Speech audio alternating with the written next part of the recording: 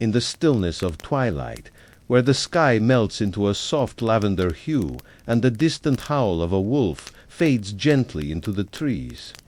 A Viking village begins to drift into quiet. The fires in the longhouses flicker low, casting slow-moving shadows across earthen walls. The wind carries the faint scent of pine and sea salt, drifting through narrow wooden streets and into the thatched homes of those who've long since laid down their swords for the night. Tonight, as with every night, the village sighs into silence, not with tension or fear, but with peace, deep and steady. The kind that invites your body to relax and your thoughts to slow down. As you settle in and let the calm wash over you, allow this story to be your companion. Close your eyes, take a long breath, and listen softly. Welcome to this story, dear listener. Tonight, we invite you to join us for a gentle journey through time, through pine forests and moonlit paths, into the private, secretive world of love and longing in Viking villages. If you find peace in this quiet corner of history, don't forget to subscribe to our channel for more tales like this, whispers of romance, warmth, and wonder wrapped in the calmest corners of the past. Share this video with someone who could. Use a moment of stillness tonight, and let them, to discover the hushed world beneath the stars. Now, lean in a little closer. Let me tell you something few people know. Even in the world of warriors, steel, and stormy seas. The night often belonged to something else, entirely soft hands clasped in secret, stolen glances by torchlight, footsteps echoing faintly in the snow as someone crept away from the hearth and into the forest for just one more moment together. You may think of Vikings as wild and untamed, but behind every fearsome raider was a heart that longed, and behind every shield-maiden's strength was a spark of tenderness they dared only show in the hush of night. These are the stories, the sagas forgot, the secret love affairs that bloomed in shadow under the stars, where no elder council watched, and where the gods may have smiled or frowned, but never interfered. Our tale begins in the village of Elvkved, nestled between the thick woods of the north and the narrow inlet of the Grey Sea. Though known for its warriors and shipbuilders, Elvkved held something else, something more delicate than axe and flame. Among the winding paths between houses and old oaks lived people whose hearts beat just as loud as any drum in battle, but in a different rhythm, one of longing, dreams, and silent promises. The story opens with a young woman named Runa, the daughter of a fish salter, who by day helped her father cure cod on wooden racks by the sea, but by night stared out across the waves, wondering if she was meant for more than salt and silence. Her hands were cracked and strong. Her hair smelled always faintly of smoke and brine, but her eyes, deep green and always searching, carried something else. They carried questions. And then there was Eirik, son of the blacksmith, not yet a full warrior, but broad of shoulder and quiet of word.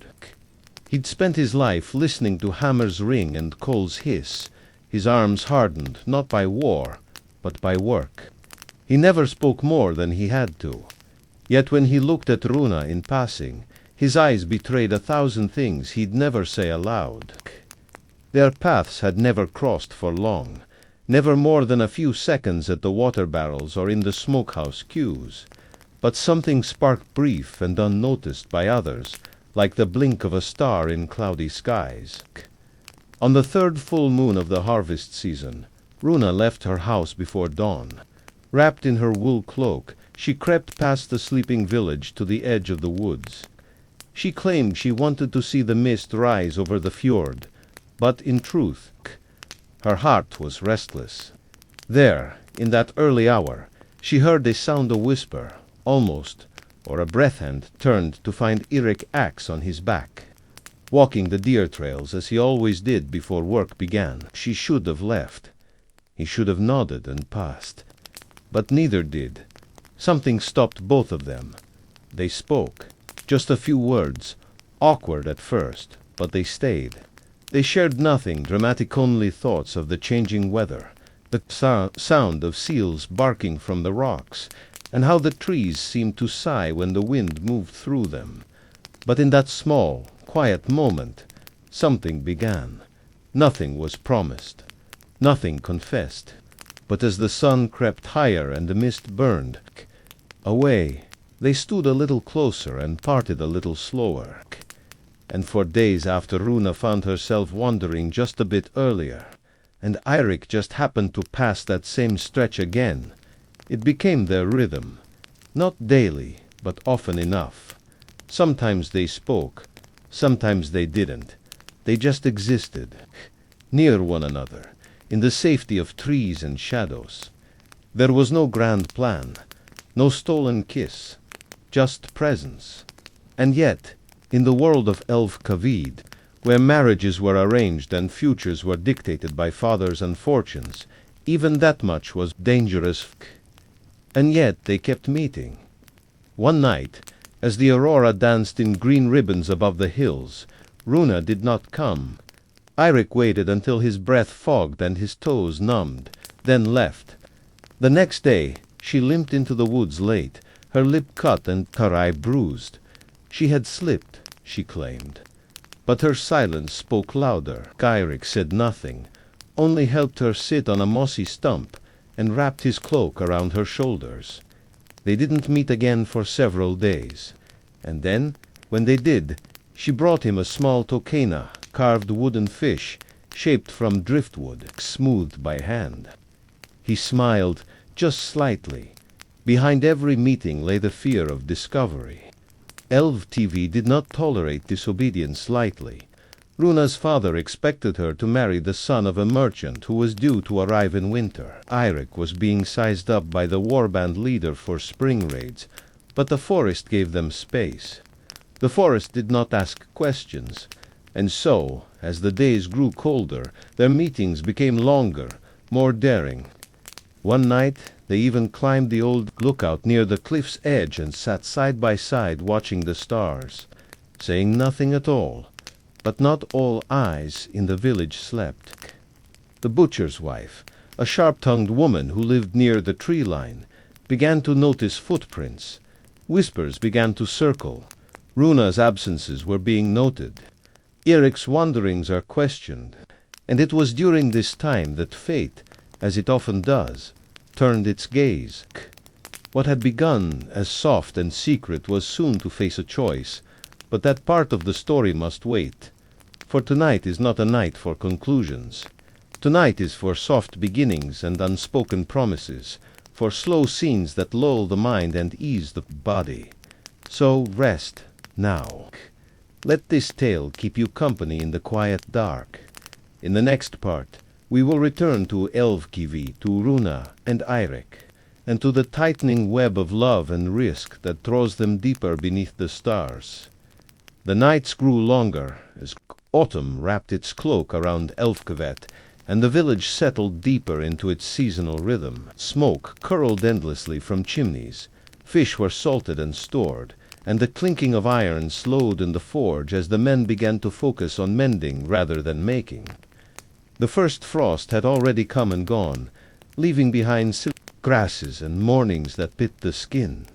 In this stillness, under the faded daylight and star-filled skies, something tender persisted hidden beneath the breath of the cold wind, carried through the rustling pines, and glowing faintly in the secret space between two quiet souls. As the world outside slipped into hush, so too did Runa and Eirik's meetings shift from chance wanderings to something more intentional, though no words were ever spoken to define what they were becoming. The woods had changed with the season, cinematic. Leaves turned brittle and gold, falling like old secrets to the forest floor. Runa would come wrapped in thicker wool now, her fingers stuffed into her sleeves, her breath steaming before her as she stepped carefully over roots and patches of frozen earth. Eirik, ever silent, was usually waiting already, axe resting against a stump or leaning back against a tree, the shadow of a smile tugging at the corners of his otherwise serious face. Their greetings were soft, often just nods, and sometimes they would sit for long stretches without speaking, only the gentle crack of a twig or distant bird song breaking the silence. But silence, to them, was never empty. It was rich, thick with shared presence, a kind of understanding beyond words. One morning, the frost was thick enough to crunch beneath their feet, and Runa arrived later than usual, eyes red-rimmed and steps uncertain. She said her father's brother had arrived from another village and brought with him news of proposal. The merchant's son from over the ridge had officially offered for her hand. Her father had accepted. Of course, she would be betrothed before the deep snows. She said this all plainly, her voice flat, though her hands trembled slightly. Eirik didn't speak. Instead, he reached down, picked up a smooth stone near his feet, and began carving slow lines into the frost on a fallen log circles. Spirals, the pattern of water on the shore. They sat like that for some time, until the sun peeked through the pines and painted long shadows across their hiding place. She did not cry. He did not ask her to run. But something in both of them shifted. The quiet became heavier as the days passed. Elvkved buzzed softly with preparations. A wedding was always cause for celebration, even in the chill. Runa went through the motions, helping to brew the mead, stitching decorations for the hall, standing for hours in the dressmaker's smoke-darkened hut while measurements were taken and gossip was exchanged. At night, she would lie beside her sister on their shared straw mat, listening to the pop of the hearth and wondering whether love was truly necessary for a life to be lived well. Her mother often told her that love was like summer, it came and went, and one must prepare for winter regardless. Meanwhile, Eirik worked longer hours at the forge. His father had grown older, and many tasks fell to him now. He rarely ventured into the woods anymore, though on one particularly bitter morning. He left the forge just before dawn and walked the deer trail once more. Runa wasn't there. Instead, he found only a ribbon blue, frayed at the edge, tied gently to a low-hanging branch. He took it down, folded it into his cloak, and turned back toward the village. Not quite certain what the gesture meant, but holding it close nonetheless. A week before the wedding, a traveling Sirius arrived in Elvkved. She was old, wrapped in layers of colorless wool, her eyes cloudy with time, but her voice strong. She set up camp near the edge of the village, offering blessings, charms, and readings in exchange for food and coin. Runa visited her, not for prophecy, but for silence. Stay. They sat together one morning, the steam from their tea curling into the cold, and the Sirius simply said, "The heart walks paths the feet dare not tread." Runa said nothing, but the phrase echoed in her mind long after she left. As the wedding day approached, the snow came, soft at first, then heavier. The village became quieter still, movements slower, voices lower. On the eve of her wedding, Runa walked alone through the snow-covered woods, her breath heavy in the air, her footsteps the only sound for miles. She carried nothing. She had nothing to say. She simply walked until she reached the stump where they once sat. It was buried now, only the top showing, a dusting of snow upon its surface. She brushed it clean with her sleeve, then sat and stared into the forest. She stayed until her fingers numbed and the moon rose fully above the pines. She thought of many things, of duty, of firelight, of the weight of expectation and the ache of not knowing what could have been. When she finally turned to leave, she paused. In the snow, just beyond the clearing, were footsteps not hers, large, deliberately leading toward the cliffs. She followed. Eirik stood at the edge of the overlook, looking out over the frozen sea. The aurora danced faintly overhead, a quiet shimmer. He turned at the sound of her approach, but did not speak. Neither did she. Instead, she walked to stand beside him, so close their shoulders brushed. They looked out over the water together, saying nothing. The silence between them stretched, like the ice below, like the sky above. And then, slowly, she reached out and took his hand. It was not a declaration, not a rebellion. Just a moment brief and infinite where both of them let go of everything else. The stars watched silently. The wind whispered through the pines. And beneath it all, two hearts, quiet and uncertain, beat in time. When she left alone. The next morning, the village awoke to celebration. Fires roared in the longhouse. Mead flowed. Runa, dressed in blue, stood beside her intended. She smiled politely, nodded at the right moments, and played her role. And when the vows were spoken, and the feast began, and the snow fell gently outside, no one noticed that her ribbon was missing. No one saw Eirik leave early, stepping quietly from the back door of the hall and into the night, but the stars did. And as they shone down over the village of Elvkved, over the lovers who could not be, and over the stories that would never be sung, they whispered to one another in light, "This, too, is part of the saga." Snow continued to fall over Elvkved, each flake drifting slowly through the chilled air like whispered memories from another life. The wedding had come and gone, and with it a quiet shift settled over the village. Life moved on in the way it always didn't, on the surface but subtly different beneath. Runa now lived in the merchant's house near the center of the village, a larger home with warm fires and neat, orderly shelves lined with bolts of cloth and tools for counting coin. Her days were filled with polite tasks, measuring grain, learning to balance ledgers, and preparing formal meals for occasional guests. It was not unpleasant, but it was far from the rhythm of salted fish and wind-whipped shores she had once known. Her hands grew smoother, her days quieter, but her dreams remained filled with pine-scented air and moonlit hills. Each morning she rose before her husband, careful and quiet, stepping barefoot to the window that looked out over the eastern ridge.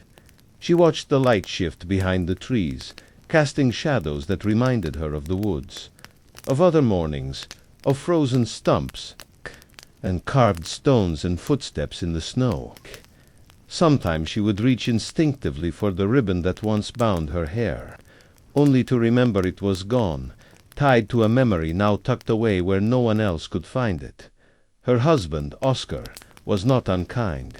He spoke gently, treated her with civility, and gave her space, but they shared no sparks, no silences full of meaning, no forest paths carved by habit and heart. Their life together was orderly, predictable, and deeply, deeply quiet. Eirik, meanwhile, continued his work at the forge. He spoke little to others, but his presence in the village was respected. He mended plows and shaped tools, repaired blades dulled by age and weather. Those who brought him work said he had grown more serious since winter's arrival, more focused, more withdrawn. He no longer walked the deer trails, no longer visited the cliffs, but on cold nights, when the wind howled and the sky was clear, he would sit alone behind the forge and stare upward, fingers resting in the folds of his cloak where a faded ribbon was carefully stitched into the lining.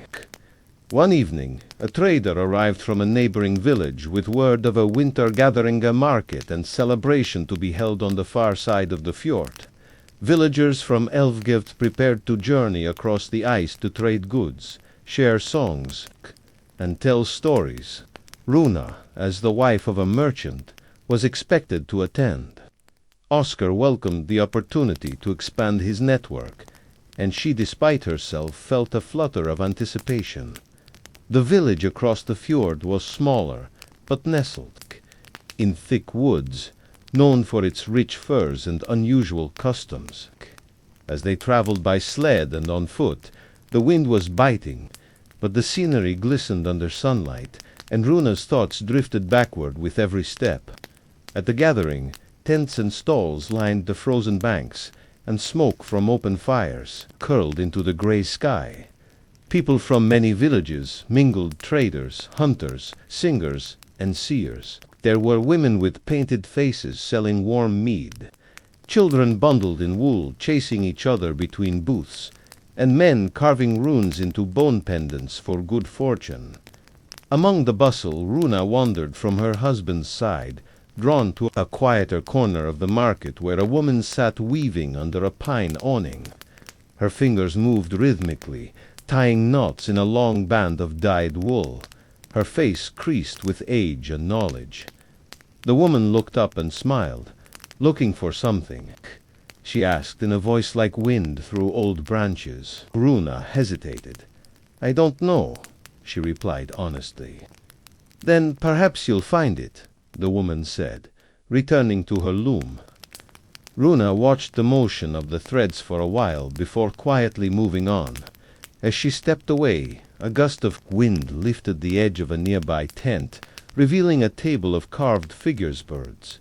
Fish, leaves-and among them, a small wooden log etched with familiar spirals. She froze. Her heart tapped once, sharply. But the carver behind the table was not Eirik. It was an older man, hunched and smiling, offering his wares with cheerful nods.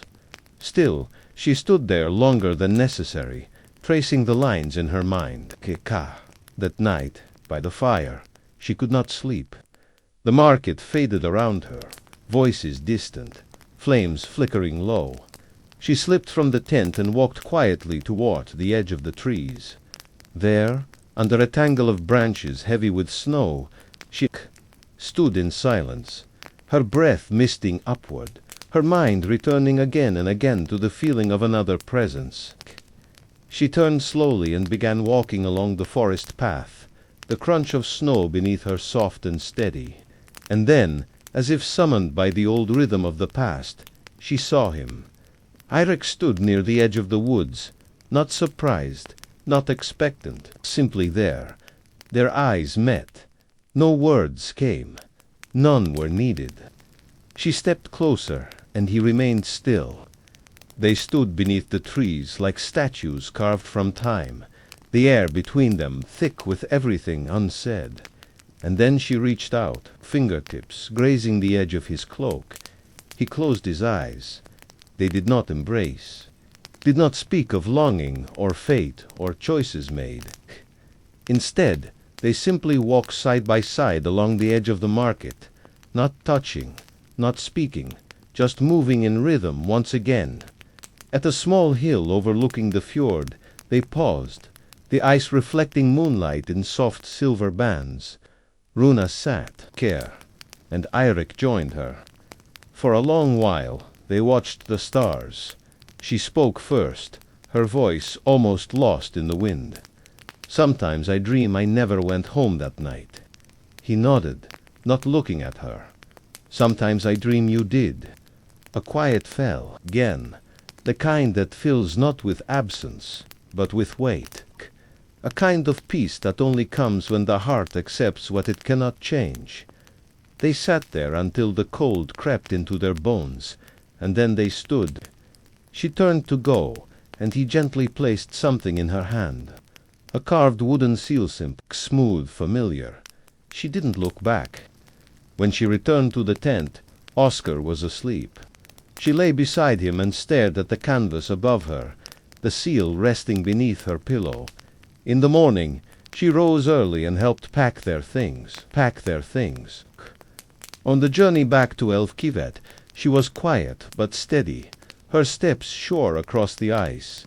That night, as the village returned to its routine, Runa sat by the window, watching the snow fall once more. The seal lay in her palm, and she turned it over slowly, again and again. Love, she realized, didn't always live in the place we stayed, but sometimes in the paths we once walked, in the people we once sat beside, beneath the stars. And though the village had no room for their story, the sky always did.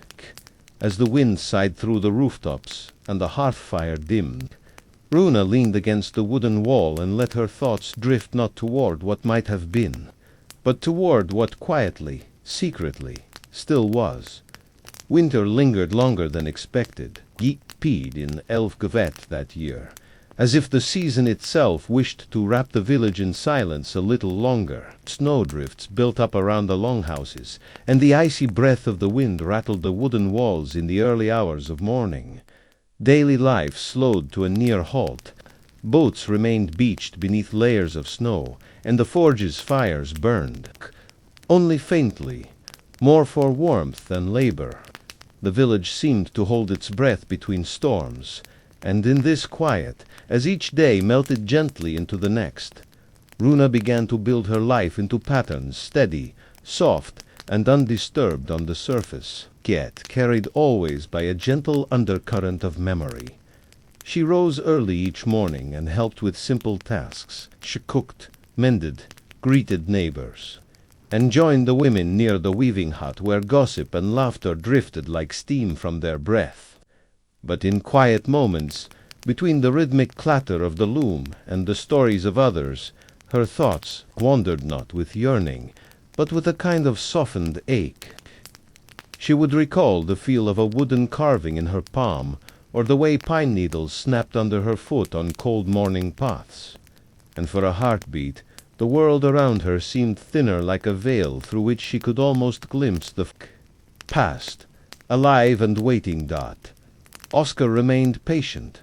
He was not a cruel man, nor foolish. He knew that something distant lingered in Runa's eyes, but he never asked. He offered what he could: kindness, comfort, a stable hearth. He spoke often of plans, expanding their stall at the summer markets, trading with southern villages, possibly even raising a child together in the coming year. Runa listened, nodded, and smiled where appropriate, but her heart remained distant, like a candle placed too far from the flame to ever catch.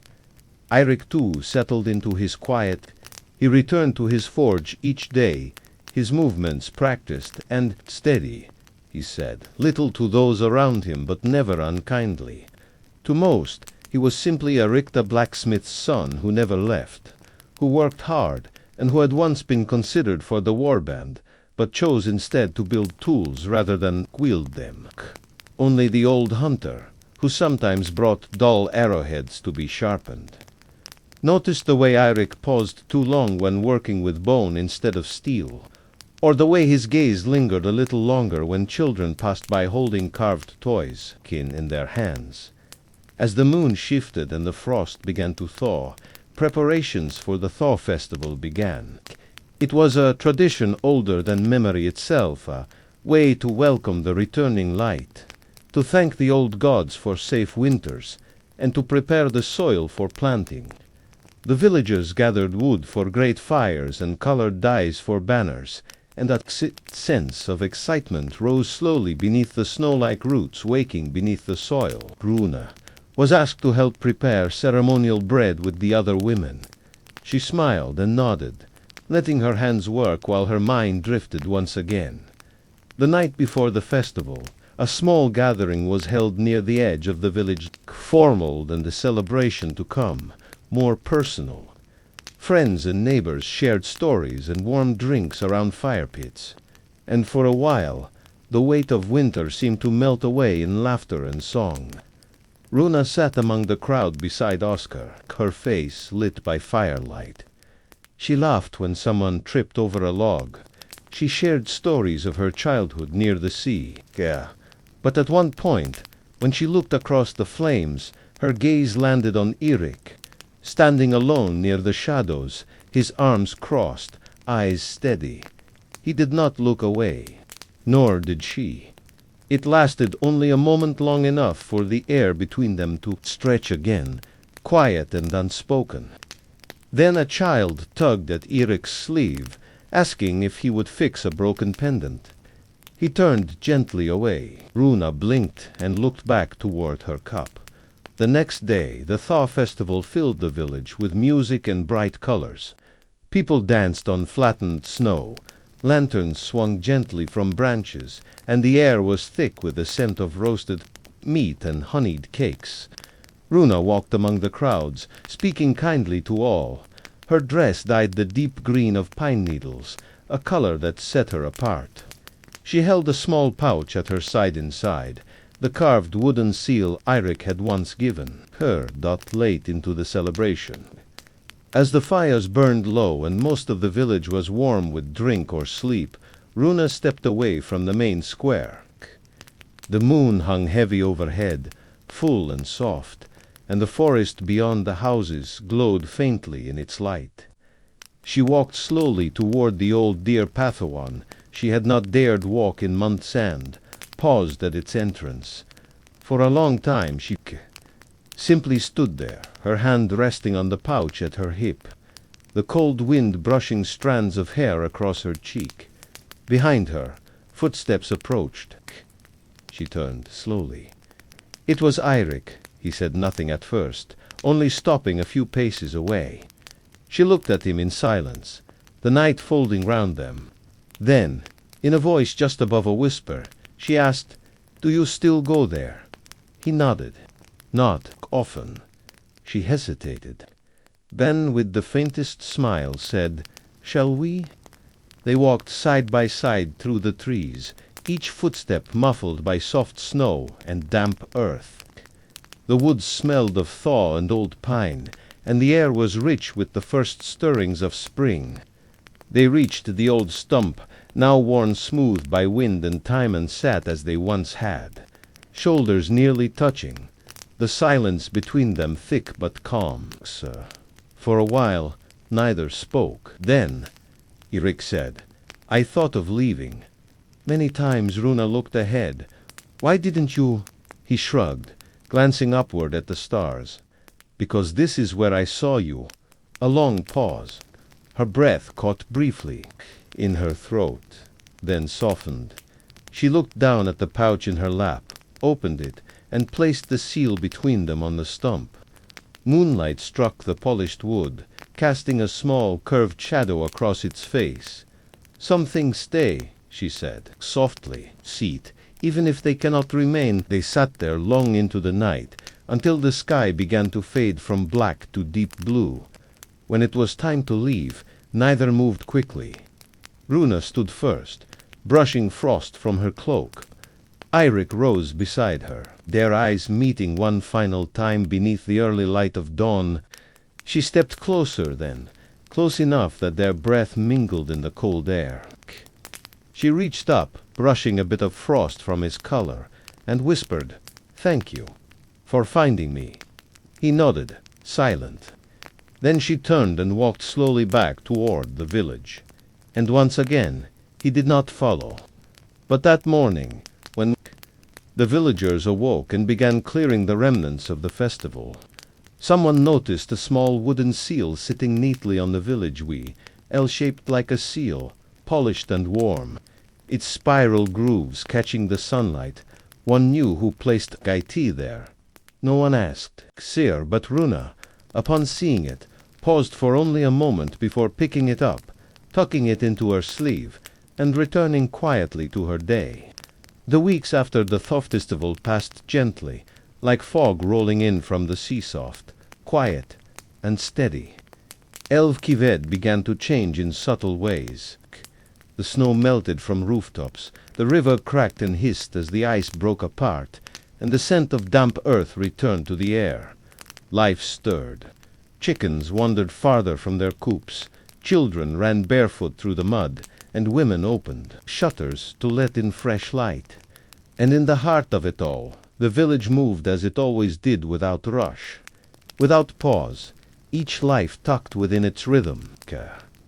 Among these quiet lives was Runa, who woke early still, who worked diligently still, and who now wore a calm expression that only those closest to her knew did not always reach her eyes. Each day she passed the well, she would pause only for a breath, only for a glance, and then continue. The seal she had found there remained in her keeping, stitched now into the lining of her spring cloak, resting just over her ribs. She didn't think of it as a gift or a symbol, but rather as a reminder of a presence, of a silence, of something that once bloomed quietly in frost and shadow. At night, she sometimes traced the outline through the fabric before sleep, and her dreams would carry her to places with pine needles and footprints, voices low and eyes soft. Eirik, too, moved quietly through the spring. He had taken to repairing tools out behind the forge beneath the open sky. It allowed him space to breathe, and sometimes he would pause, his hands still, as he listened to birdsong or the sound of wind shifting through the trees. He had carved more lately, not for trade or coin, but for himself. Small things, a hair, a twisted root, the shape of a sail. They lined the edges of his work table like memories he didn't speak aloud. Villagers noticed, but no one asked. And when he walked through the square or fetched water, and happened to pass near Runa, there would be no flicker of emotion, no stolen glance, just the stillness of two souls who had touched once, deeply, and now simply moved within the same world. One morning, as the sun broke through the mist in golden beams, word arrived from the neighboring fjord. A fire had destroyed part of a coastal village, Give, and several families were expected to pass through Elvkved on their way north to relatives. Runa offered her help in housing them. It was her way quietly generous, never loud about kindness. Oscar agreed, and by the next day they welcomed a mother and her young daughter into their home. The child, small and wide-eyed, followed Runa everywhere. She would tug at her dress, ask endless questions, and sometimes sit near the hearth, carving small shapes from old bits of wood. One day, the girl proudly presented a lump that vaguely resembled a fish. Grinning, Runa took it with a smile and placed it gently beside her cooking tools.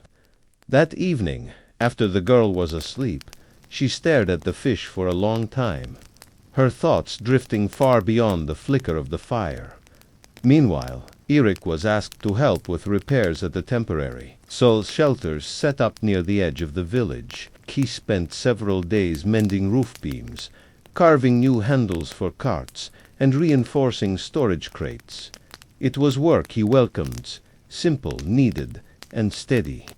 On the third day, while repairing a smokehouse door, he found a tiny carving wedged beneath a planka child's toy, half-formed and lopsided. He turned it over in his palm, smiled faintly, and tucked it into his cloak. That night, he carved a matching one, just slightly more shaped, and placed both on the beam where he had found the first. He said nothing. But the next day, they were gone. Spring gave way to early summer, and the village began to swell with warmth and light. Fields were prepared for barley and flax, boats were mended for fishing, and the scent of blooming herbs clung to every breeze. Runa returned to the sea more often, under the pretense of gathering seaweed or helping with the drying racks. She stood at the shore, staring out at the waves, letting the salty wind press her hair against her cheeks. Sometimes she walked along the cliffs not far, not where the deer paths used to lead, but just enough to feel the openness again. The sea did not answer her, but it always listened. One evening, as the sky turned amber and the village prepared for sleep, she sat beside the little girl near the hearth. The child, drowsy from a long day, held a carved seal in her hands, one of many she'd been playing with. Runa watched as the girl traced its shape, eyes half-lidded with sleep. "Where did you get that?" Runa asked gently. The girl blinked slowly. "A man gave it to me when we came here," she said. "He said Kit would help me sleep when I missed home." Runa nodded. "Did it?" The girl yawned. "Yes, he didn't talk much, but he smiled nicely." Later that night, after the house was quiet, Runa stepped outside and walked toward the well. The air was warm, filled with the scent of soil and leaves, and the moon was low on the horizon, full and golden. She stood there for a while, her hands resting gently on the stone edge, her eyes gazing not at the sky or the village, but somewhere in between that, the space where memories lived. A rustle of footsteps came from the path behind the forge. Eirik emerged, carrying a small bundle of tools, his tunic dusted with sawdust. He paused upon seeing her, then continued on his path. She didn't speak, nor did he. But as he passed the well, he placed something small on its edge-seal, carved from driftwood, smoothed by careful hands. Runa looked down at it as he walked away. She picked it up, turning it slowly in her fingers, then tucked it into her sleeve beside the other. Her heart did not beat faster. Her breath did not quicken. It was not love in the way stories often tell, it not burning or wild or spoken in the heat of passion. It was something else, something steadier. It was the kind of love that lived in the quiet, the kind that remained when the world forgot, the kind that needed no promise. That night, beneath the stars, Runa slept with her hand resting over her heart, and the seal, carved with care and left without a word, rested beside her silent, still, and understood. The rhythm of summer in Elvkved was like a slow breath, inhaled deeply from warm fields and exhaled gently into the stillness of long evenings. The village basked in golden light, its rooftops warmed by the sun, its people moving slowly through the longer days, grateful for the return of life to the earth. Bees hovered lazily over wildflowers, the air smelled of crushed thyme and damp hay, and even the forge grew quiet in the afternoons, the iron too hot to work until the sun dipped lower. In this softened time, the village leaned into simplicity, and the past like a warm hay seemed to hang just out of reach, neither forgotten nor fully remembered. Runa spent much of her time outdoors now, often gathering herbs with the other women or helping prepare meals near the central fire pits. She was known for her calm nature and her quiet attention to the small details others missed. Sure remembered to bring water for the elderly, to sweep the ash from the hearth before breakfast, to tie up the drying herbs before the evening mist set in. She never raised her voice, never questioned her place, but sometimes, when no one watched, she would pause for just a moment to longhand resting on the wooden frame of the smokehouse, eyes drifting toward the sea, her mind tracing patterns that did not show on her face.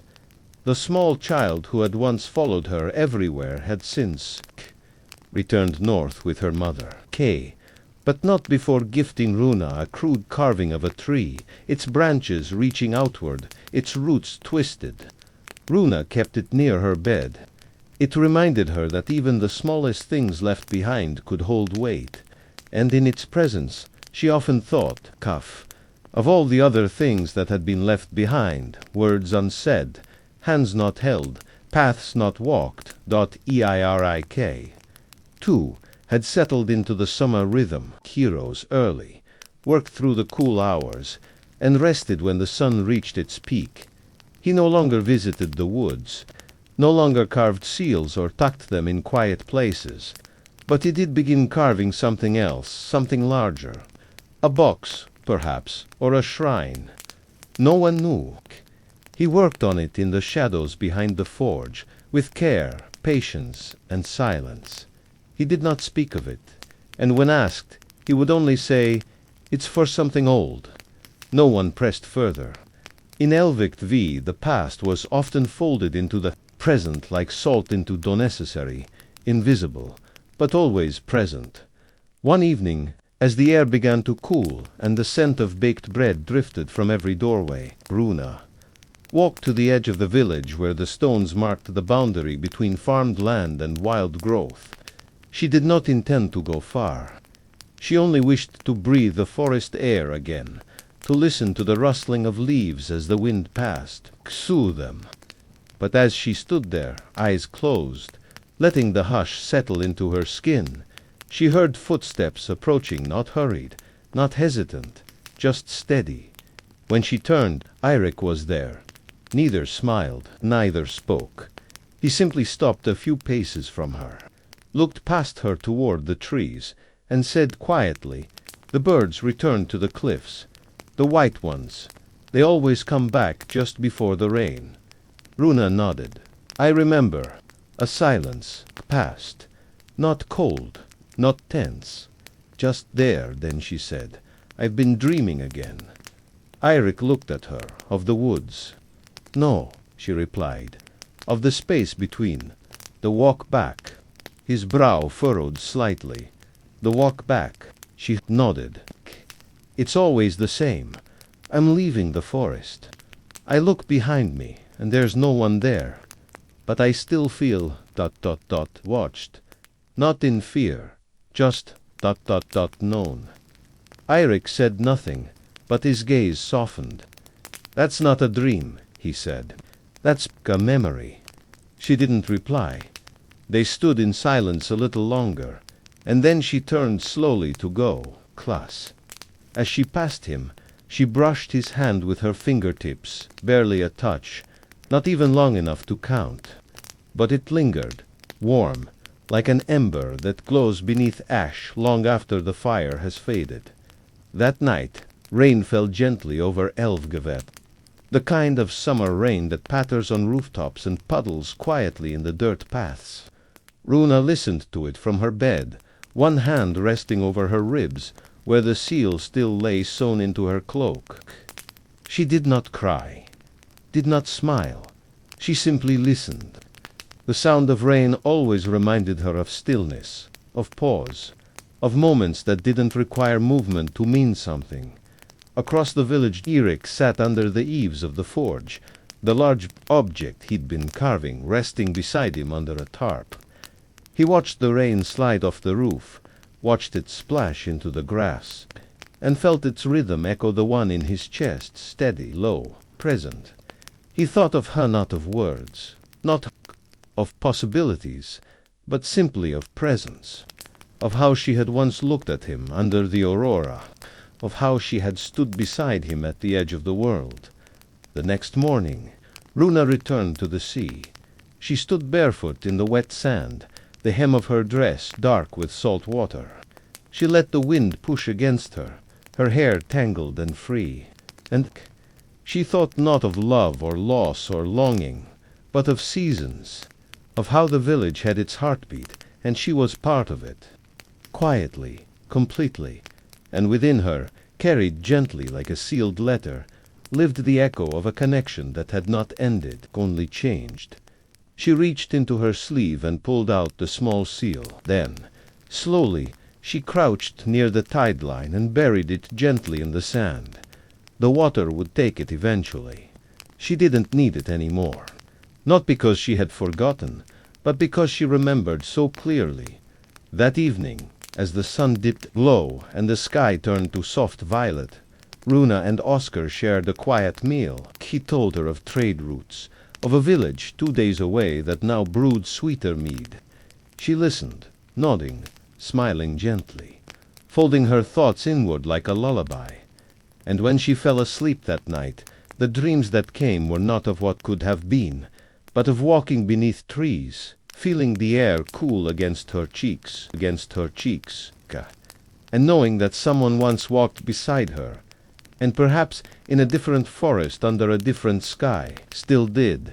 The heat of high summer arrived softly, blanketing Elvkved in golden light and heavy air that slowed even the busiest hands. Days stretched long, evenings came late, and the village moved at a gentle pace, as though time itself had learned to breathe slower in the warmth.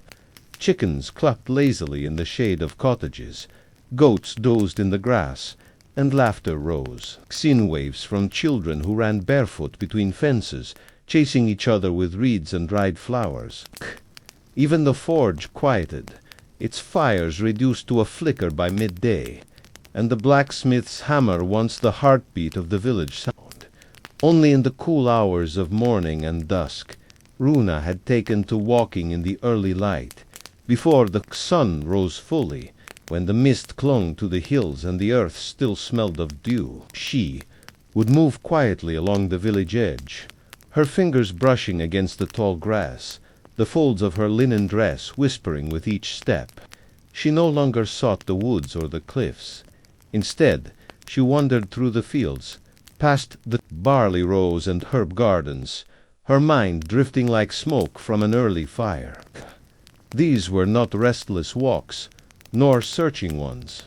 They were simply moments where she allowed herself to feel the hush between thoughts, to walk without question, to remember without pain.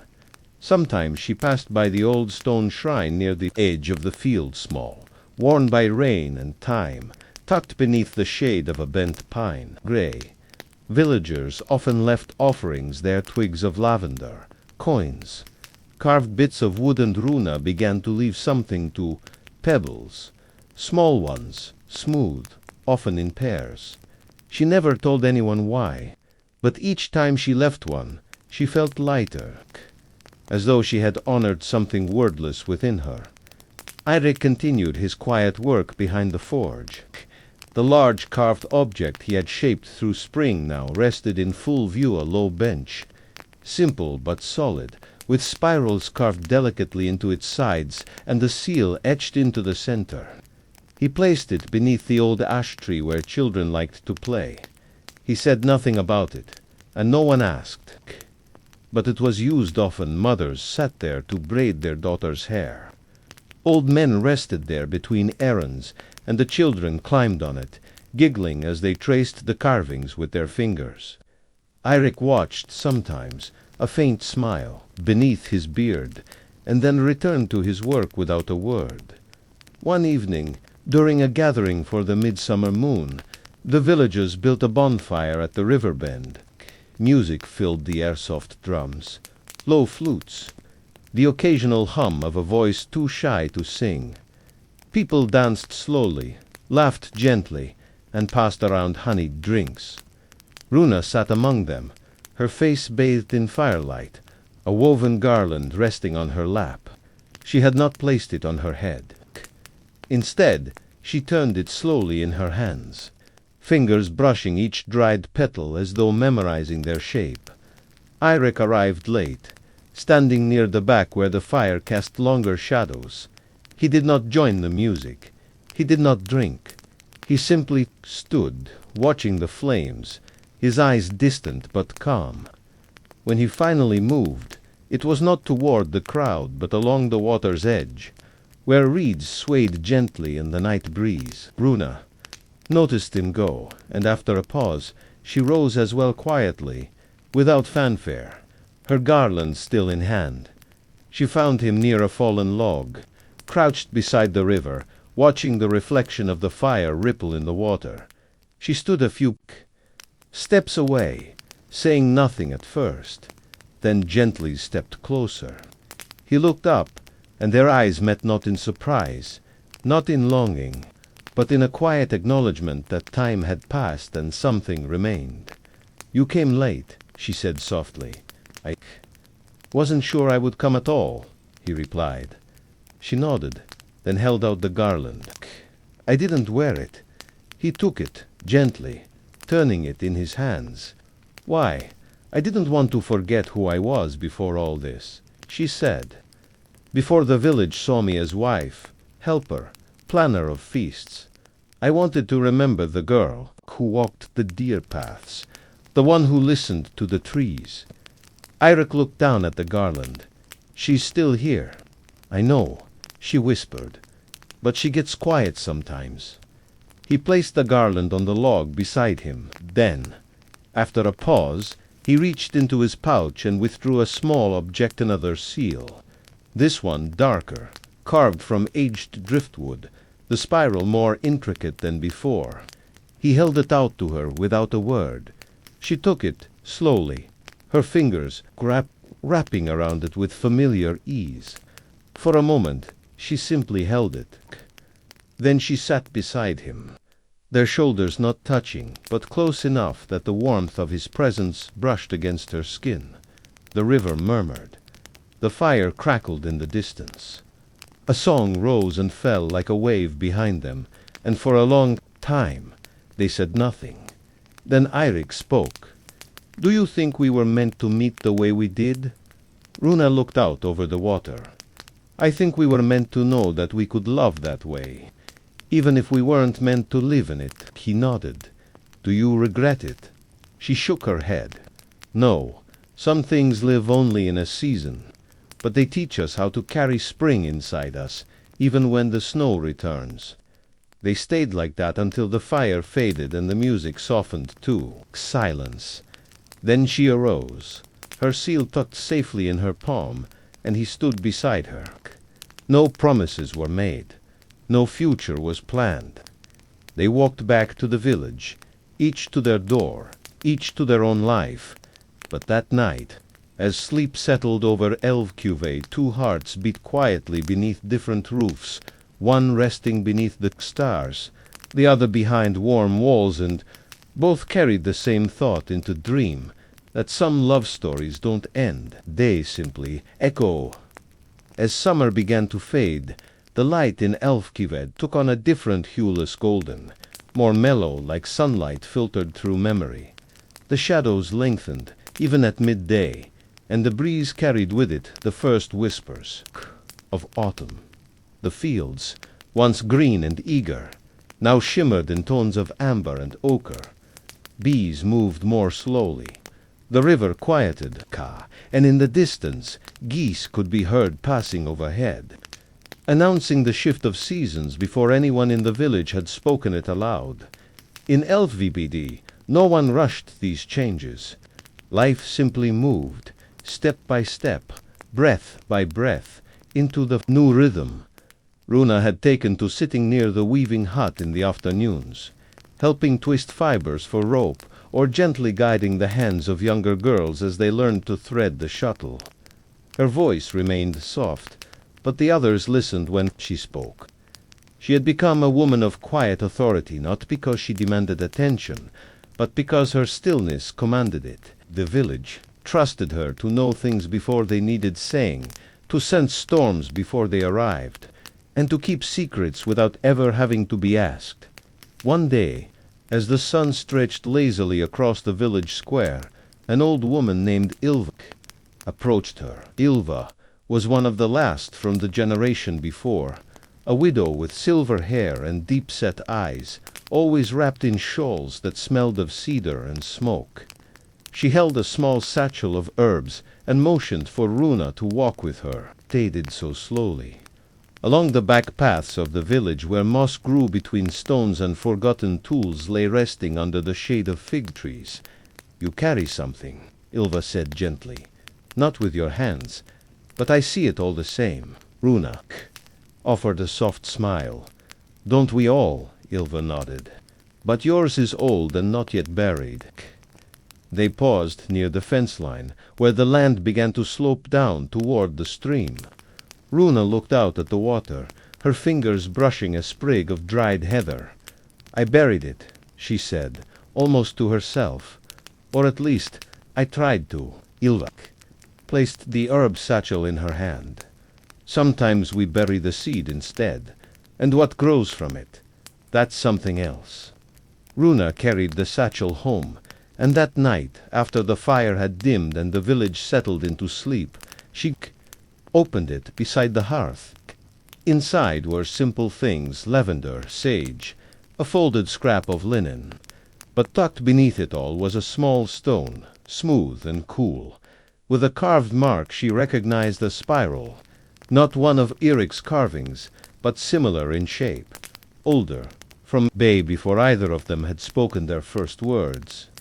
She held it for a long time, tracing the pattern, feeling its weight. Across the village Eirik had not slept. He sat on the bench beneath the ash tree, carving something new by moonlight. Foot. This time it was not a seal, nor a symbol. It was a bird's wings, stretched wide, eyes closed, as if caught mid-flight. He worked slowly, not with purpose, but with feeling, letting the wood speak through each cut. When it was finished, he placed it beside the others on the bench and leaned back, letting the cool air settle on his skin. A few days later, the harvest began. The whole village joined in, men with sickles, women with baskets. children carrying water or chasing crows from the fields. The work was long and hot, but filled with laughter and old songs. Runa worked beside Oscar, her movements efficient, her eyes focused. But once, as she stood to stretch her back, she caught sight of Eirik across the rose shirt, tight at his waist, hair damp with sweat, moving steadily through the grain. He did not see her, or if he did, he gave no sign. But for a brief moment, time folded in on itself, and they were once again two younger souls, alone in the woods, not yet touched by years or decisions. That evening, a small feast was held in the square roasted vegetables, salted fish, and mead that tasted of apple and warmth. Runa sat quietly beside Oscar, speaking politely to neighbors, smiling at the stories of successful crops and clever goats. The air was rich with celebration, and yet, within it, she sensed the edge of something else. Not sadness, not regret, but transition. A quiet shifting of the soil beneath their lives. When the fire burnt low and the stars emerged in full, Runa stood and wandered away from the crowd. She found herself near the bench under the ash tree. The carvings lined the seat, small animals, symbols, and now the bird. She reached for the bird, holding it in her hands, studying its curved wings, its closed eyes.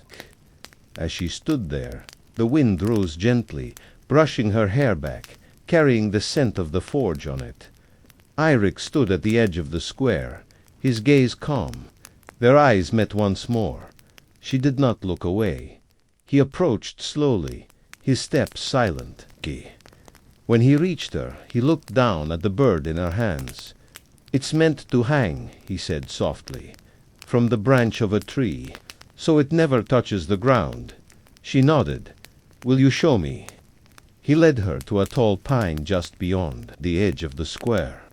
Together they tied a thin strand of leather to the carving and looped it gently around a low branch. The bird swayed in the night breeze, catching the moonlight, its form barely visible except in moments where the leaves parted. They stood beneath it for a while, watching the bird drift, not speaking, just breathing. Then Runa said, "You never asked me to choose." Eirik replied, "I didn't need to." The moment asked for both of us. A soft silence followed. Then she turned toward him and asked, "Do you still carry me?" He hesitated, just a moment, then answered, not like a weight, like a warmth. Her eyes shimmered. She smiled, not broadly, not brightly, but deeply. Then she stepped forward, reached up, and gently pressed her hand against his chest. "And I carry you like a light," she whispered. Then she turned and walked away, not because she needed to, not because the moment ended, but because she knew that what had grown between them no longer needed tending. It lived now, without them trying. And above, in the branches of the old pine, the carved bird swayed softly under the stars free still, and never touching the ground. Autumn slipped into Elvkved like a sign and announced, gentle and unmistakably present. The heat softened, the air sharpened, and the hills glowed in tones of rust and ochre, as though the land itself had exhaled its final colors before folding into rest. Smoke from the longhouses began to rise earlier in the day, and the scent of drying herbs and wood fire mingled with the crisp wind. The village slowed again, not from weariness, but from reflection. Harvest baskets were filled and stored, hands were stained with berries and soil. Laughter remained, but quieter now, tucked between the hours like folded linens. Runa's days became more inward.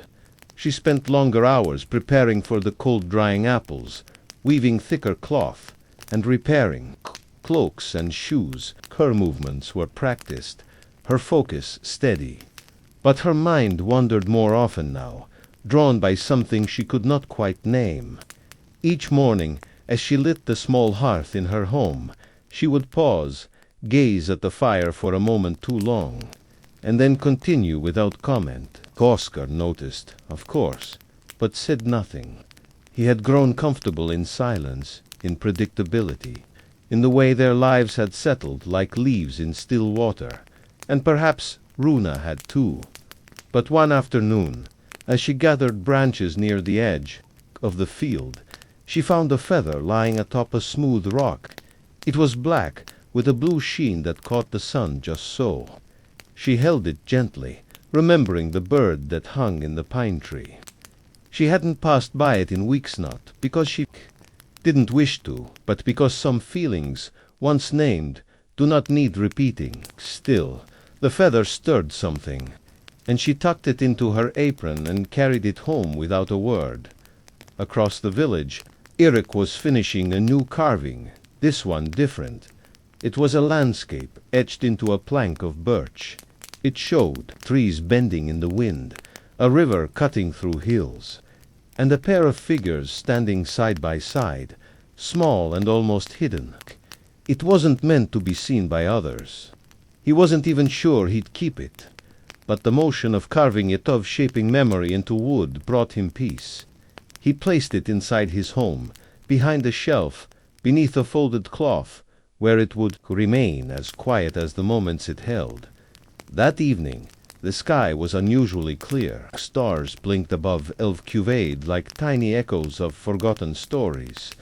The villagers lit small fires and gathered in clusters, sharing warm drinks and soft songs. Runa stood near one such gathering but didn't sit. She held a cup of broth in both hands, eyes distant, her breath visible in the cooling air. A few people passed by her, offering nods, brief words. She responded politely, her voice steady, but her thoughts remained elsewhere, adrift. Later, she walked toward the pine tree, drawn not by memory but by rhythm. The carving of the bird still hung there, gently swinging in the night wind. She stood beneath it again, head tilted, arms crossed, and as she looked up, she realized something. She no longer waited for him to arrive when she stood there. She simply allowed the quiet to surround her, allowed the moment to breathe on its own. But tonight, he did arrive. Eirik approached slowly, boots soft on the fallen needles. He didn't speak. He simply stood beside her, shoulder to shoulder, facing the swaying bird. "You haven't carved anything new here," she said softly. "I've been carving inward," he replied. She turned to glance at him. "And what have you found?" He paused, then answered that sometimes we fall in love with the echo, not the voice. She thought about that.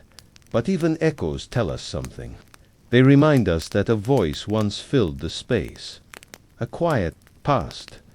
Then she said, "You carved us, didn't you?"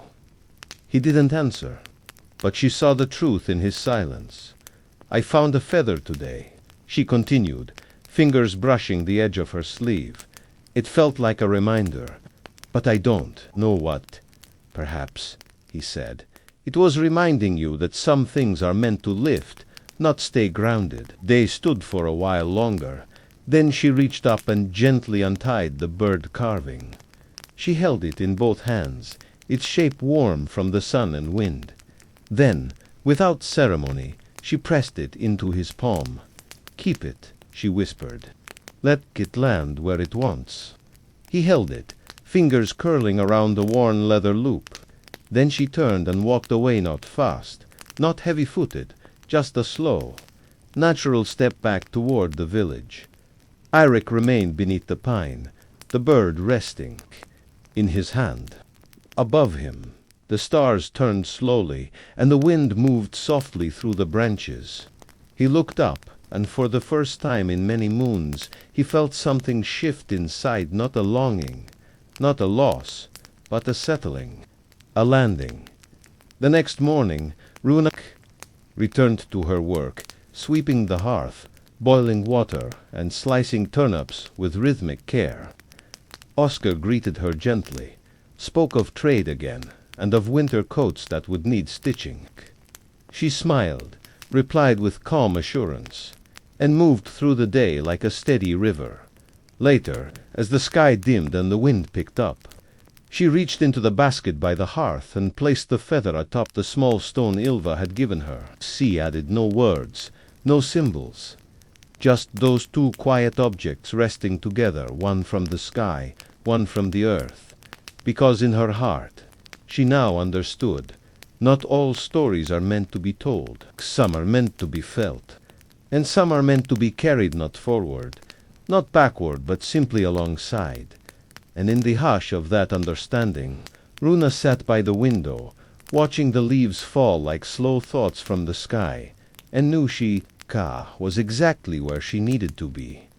The wind turned colder, slipping through the narrow alleys of Elvkved, and tugging gently at the thatched rooftops like an old hand, drawing a blanket tighter around the sleeping earth. Autumn deepened, and the trees once bold with gold and rust now began to bare their bones to the sky. Leaves gathered in quiet corners, collecting against fences and beneath eaves, their crisp edges whispering secrets only the wind could carry. The village began its slow turn inward again. Doors closed earlier, fires burned longer, words were spoken with softer tones, and silences stretched comfortably between them. Runa moved steadily through the season's rhythm. Her home grew cozier. By the herbs hung drying from the rafters. Bundles of wool lay ready for spinning, and rows of preserved food lined the shelves like careful promises. She spent more time inside now, her hands always busy, her gaze often far. The small stone and the feather still rested near the hearth. She did not touch them often, but when she passed them, she always glanced their way, like nodding to familiar company.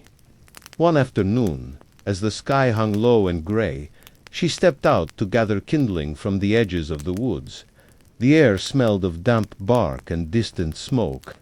She knelt near a tree stump, breaking brittle branches into lengths and tying them with twine. As she stood, she caught sight of a fox not far, still, watching.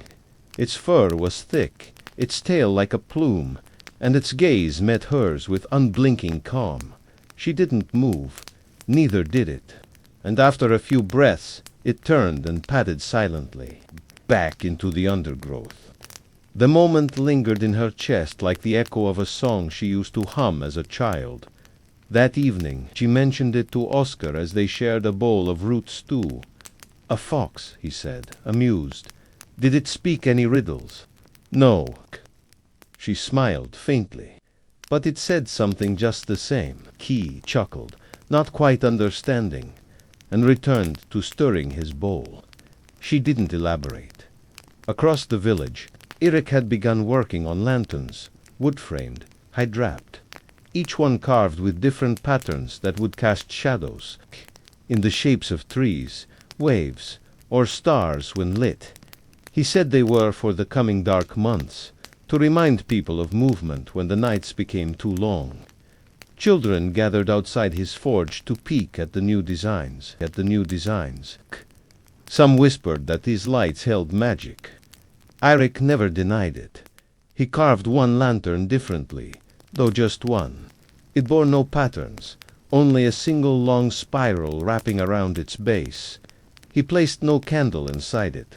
He didn't hang it outside the forge. Instead, he kept it tucked away, unfinished. Its purpose was not light. Its purpose was memory. On the first frost morning of the season, the village gathered to light the ceremonial fire, a tradition meant to mark the descent, kin to winter, a symbol of warmth shared among neighbors. Runa helped arrange the firewood, laying bundles of dried herbs between the logs. Eirik stood on the other side, lighting the torches. Their hands never met, but when the flames rose and the light bathed the square, their eyes found one another, through the heat and smoke, and for a moment the years between them folded away. The hush of the forest, the moon above the cliffs, the swaying of the carved bird, they returned in a breath, not to haunt, not to yearn, just to be dot as the villagers sang, their voices rising like smoke. Runa quietly stepped away.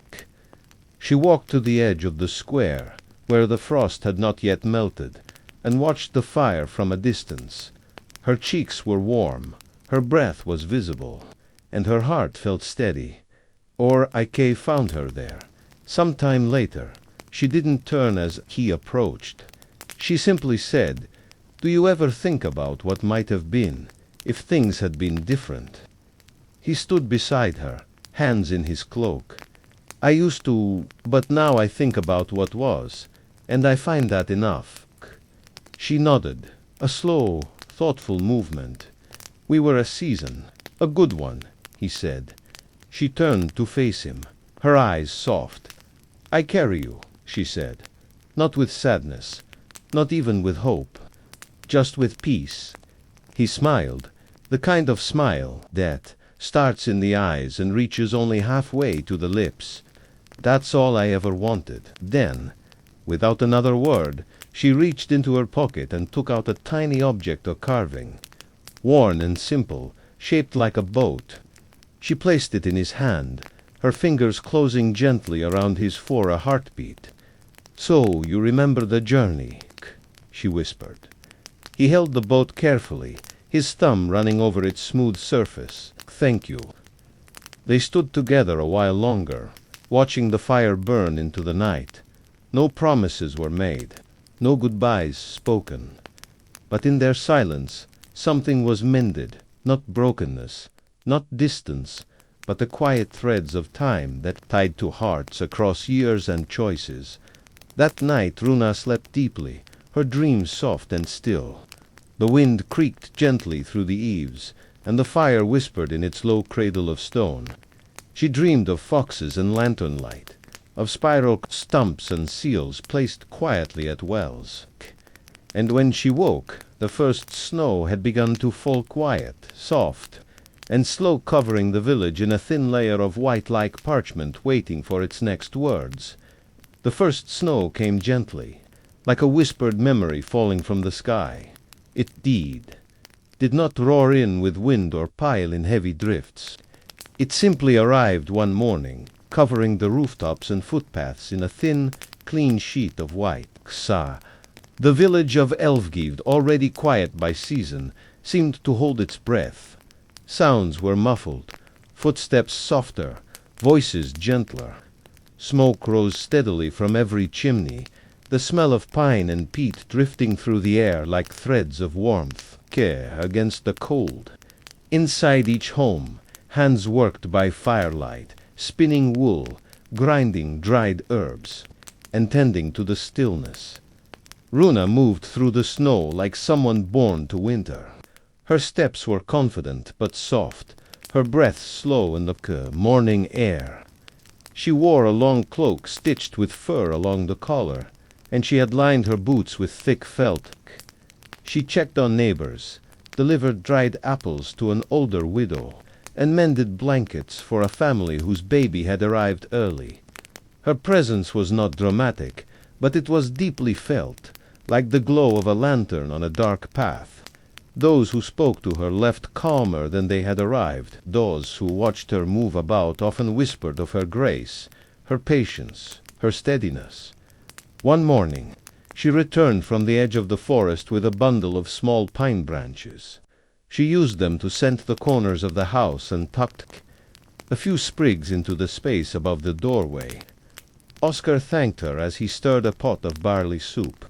Their home was quiet, comfortable. They moved around one another with practiced care, like dancers who had long accepted the rhythm but no longer listened for the melody. He watched her sometimes, his expression unreadable. And though he never said it aloud, a part of him knew that Runa's heart had been shaped by a story she had never fully spoken. Meanwhile, across the village, Eirik had begun crafting new tools, snow scrapers, bone-handled knives, sled runners. He took on the work that others set aside in winter. His hands were never idle. But in the coldest evenings, when the wind pushed against the walls and even the embers in the forge grew shy, he would sit near the window of his home with a single lantern lit. Not the ones he had made for others, but the spiral one, still unfinished, still quiet. He would turn it in his hands slowly, carving no more into it, only holding it, letting it be. One afternoon, after a small storm had passed and the sky cleared to a pale blue, Runa ventured to the old pine tree. Snow had gathered thick on its branches, and the carving that once hung there, the bird, was gone. She had returned it to Eirik. The tree now stood bare and tall, its bark darkened by moisture. She knelt and gently brushed snow from the roots, her hands moving with reverence. And there, as if waiting, was a small wooden shape, newer, simpler, a heart, not shaped in the way lovers carve into trees, but more like the kind found in anatomy, quiet, strong. She held it for a long time. Later that evening, as the snow began to fall again in small, soft flakes, Runa sat by the hearth, threading wool through her fingers. She said little. Oscar dozed beside her, wrapped in a fur-lined robe, book resting on his lap. See. She watched the firelight dance across the room, and her thoughts wandered not to what had been, but to what had grown in its place. Not sorrow, not longing, but a garden of quiet understanding. Across the village, Eirik lit the spiral lantern for the first time. The flicker within cast, soft, circular shadows across the walls, moving like ripples across a pond. He watched it for a while, then placed it in the window where it could be seen faintly from the square. A small, turning light in the long night. Children saw it first, pressing their noses to the glass and wondering what shape it was supposed to make. Some said it looked like a river. Others said it looked like wind. Runa, passing by with a bundle of dried fish, glanced up and paused. The light flickered in spirals. She smiled to herself, not broadly, not with any weight of nostalgia, a simple, quiet smile, like a memory placed gently on a shelf. The next day, she returned to the tree and left the carved heart where the bird had once hung, this time, tying it securely with a leather cord. It swayed gently in the breeze, half hidden among snow-dusted branches, waiting for no one, asking for nothing, simply being. The days grew shorter, night came early and stayed late. The village adjusted as it always had. Candles were lit by meat soup pots simmered for hours. Laughter still echoed, though softer now. Wrapped in wool and framed by frost-covered windows, Runa often sat by her window in the evening, watching the snow fall. She would sip warm tea and trace shapes in the fog of the glass. Sometimes a spiral, sometimes a seal, sometimes a boat. She never said what they meant. She never had to. And Eirik, when passing the pine tree one morning after tending the forge, stopped beneath the branches. The heart still hung there, dusted with new snow. He looked up at it for a long while, then placed his gloved hand over the trunk and whispered something no one would ever hear. Then he walked back to the village, his footprints pressing softly into the snow, his breath rising in slow curls. In his heart, like the one carved into wood, steady in its shape. Midwinter in Elvkved was not feared, but respected. Thaw, the cold, deepened, pressing against doors and whispering beneath floorboards.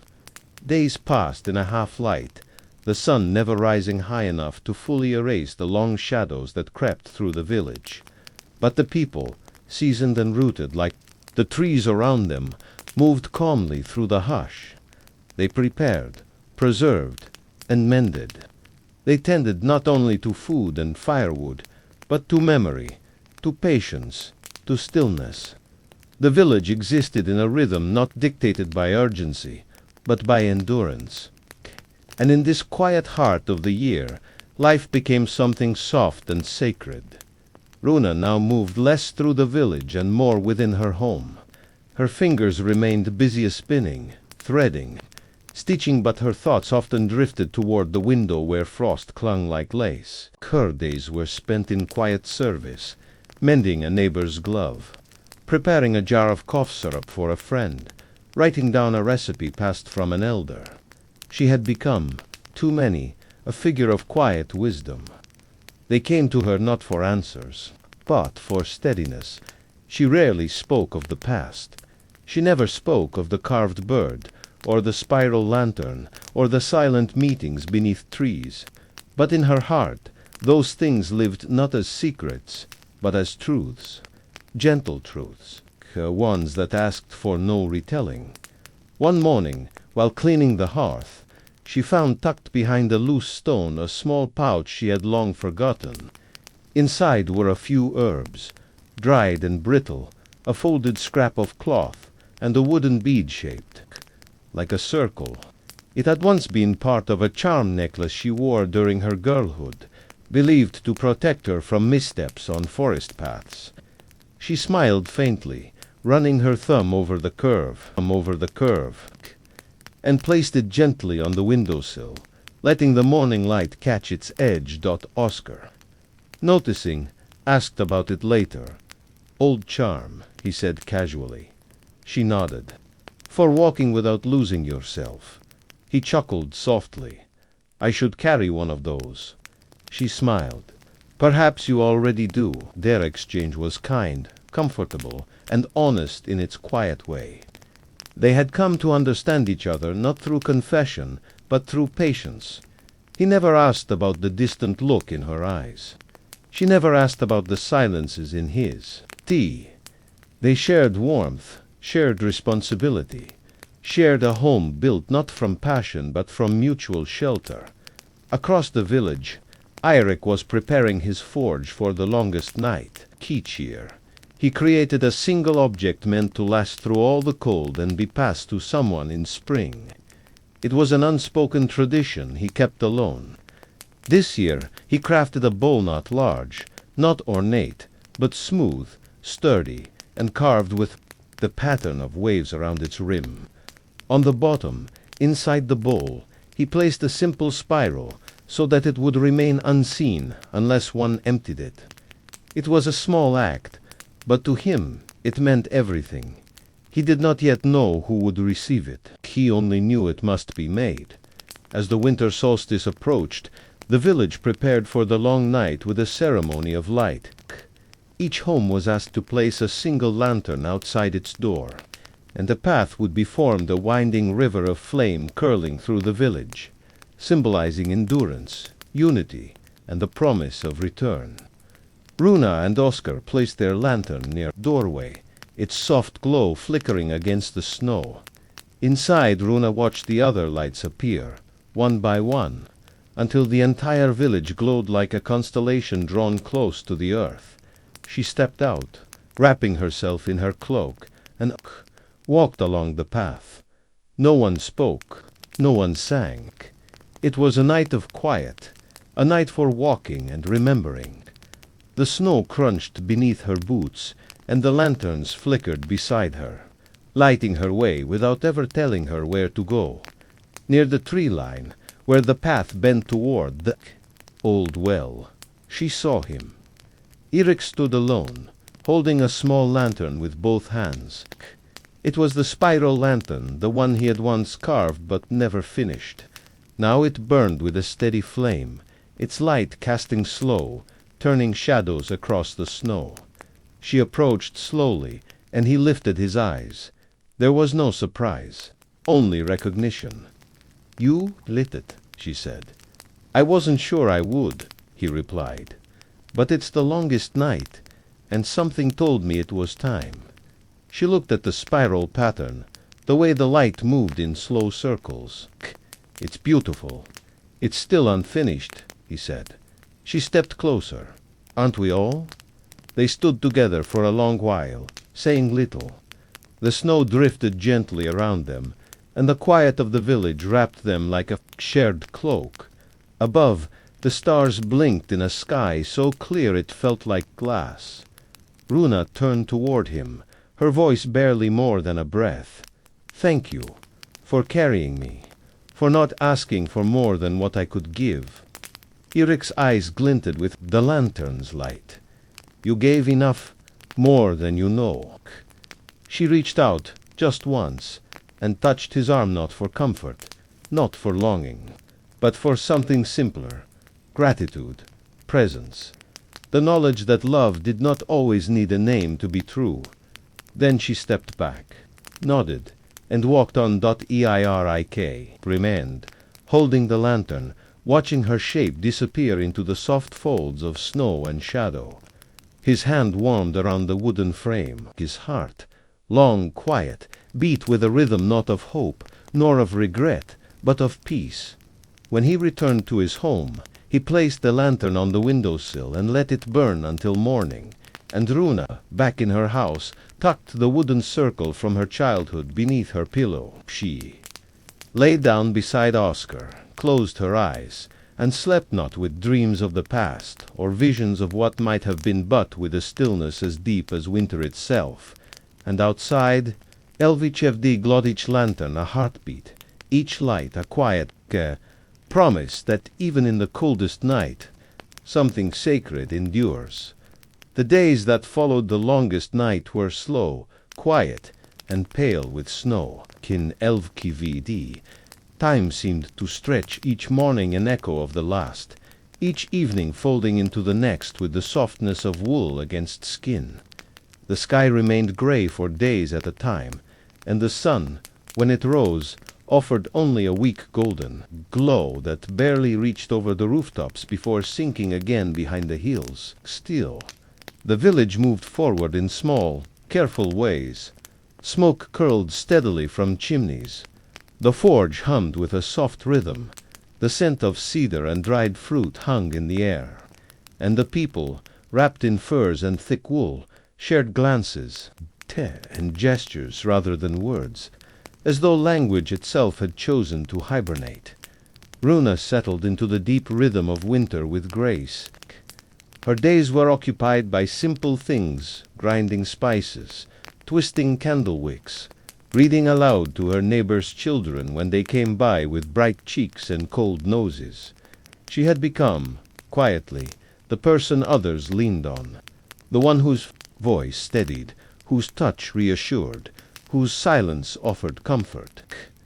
She rarely thought of herself as anything more than a thread in the village's fabric, but that thread, unseen though it was, held warmth in its weave. One morning, as she stirred honey into a pot of mint tea, she noticed a small wooden circle she had once placed near the window had shifted in the night. The sun, faint as it was, had hit it just right, and its curved edge glowed softly like a buried ember. She reached for it, held it between her palms, and remembered not the moment she found it, but the person she was when she had tucked it away. There had been more urgency in her once, more ache.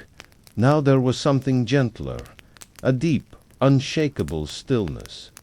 She was not empty, nor was she full. She was balanced, rooted. Oscar had taken to carving in the evenings. Nothing elaborate, just some small animals and game pieces. It was his way of relaxing, and though he never claimed any great skill, he became quite good. One night, he handed her a small fox he had shaped from ashwood. Its body curled, its eyes half closed in sleep. "I saw one once," she said, holding it, "near the woods, just before the snow came." "I know," he replied, surprising her. "You mentioned it over stew." She smiled faintly and placed the fox on the mantel. "Then I suppose this one can stay." Their life together had become a kind of agreement, not romantic, not passionate, but respectful and calm. He never pressed her, and she never pretended. And in the quiet spaces between them, something tender, if not fiery, had begun to grow.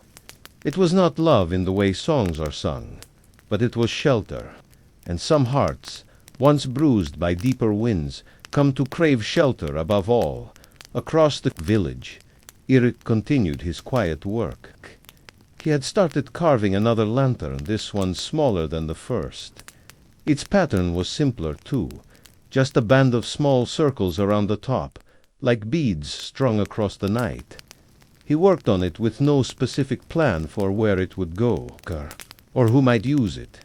He simply carved because it calmed him, because it gave shape to the wordless things inside. Xenda because, deep down, he believed that objects made with quiet intention carried more than just shape, they carried spirit. On a snowy afternoon, Runa visited the older woman Ylva, who had fallen ill with the cold. She brought her broth, thick with garlic and sage, and sat beside the fire while Ylva dozed. The room was dim, lit only by the shifting flame and the snowlight beyond the shutters. Runa did not speak. She simply sat, occasionally adjusting the blanket over Ylva's shoulders or placing another log on the fire that as she reached for the woodpile. She noticed something on the nearby shelf, an old seal carving, worn smooth with time, tucked behind a stack of books. It wasn't hers, but it stirred something all the same. She smiled, touched it gently, and let her hand rest there for a moment before continuing with her task. Later, as she left Ylva's home, she passed by the pine tree again. The heart still hung there, now rimmed with ice. Snow had gathered in its grooves, and yet it remained strong.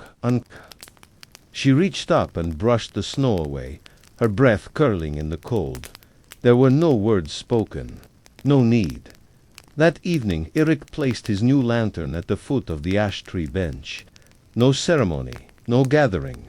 Just one small glow in the dark, casting circles of light across the fresh snow. He stood there for a moment, watching it flicker, and then turned and walked home.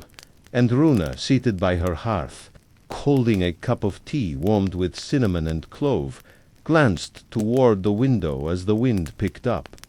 The fox carving on the mantel seemed to shift ever so slightly in the firelight, its eyes gleaming.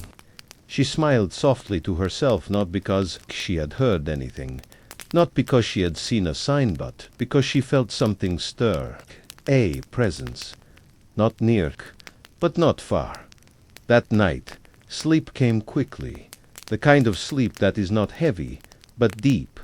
She dreamed not of people or moments, but of paths, soft ones, through snow and shadow, winding gently through memory and meaning. And in her dream, two sets of footprints moved side by side for a time, then slowly veered apart, each taking its trail into the trees. She woke with no sadness, only peace. And outside, the snow continued to fall in steady silence, wrapping Elvkved in a world of white and hush, where love could be carried. Not held and remembered, not regretted. The snow deepened in Elvkved, blanketing the rooftops and softening every edge, until the village seemed to dissolve into the white itself. Smoke from chimneys rose in tall columns, barely disturbed by the wind, and icicles clung to the eaves like frozen threads of song. Sound carried differently, and stillness clearer, farther, and slower, and slower. Children's laughter echoed like bells through narrow lanes, and the scrape of sleds over packed snow made long, sighing notes that stretched beyond corners.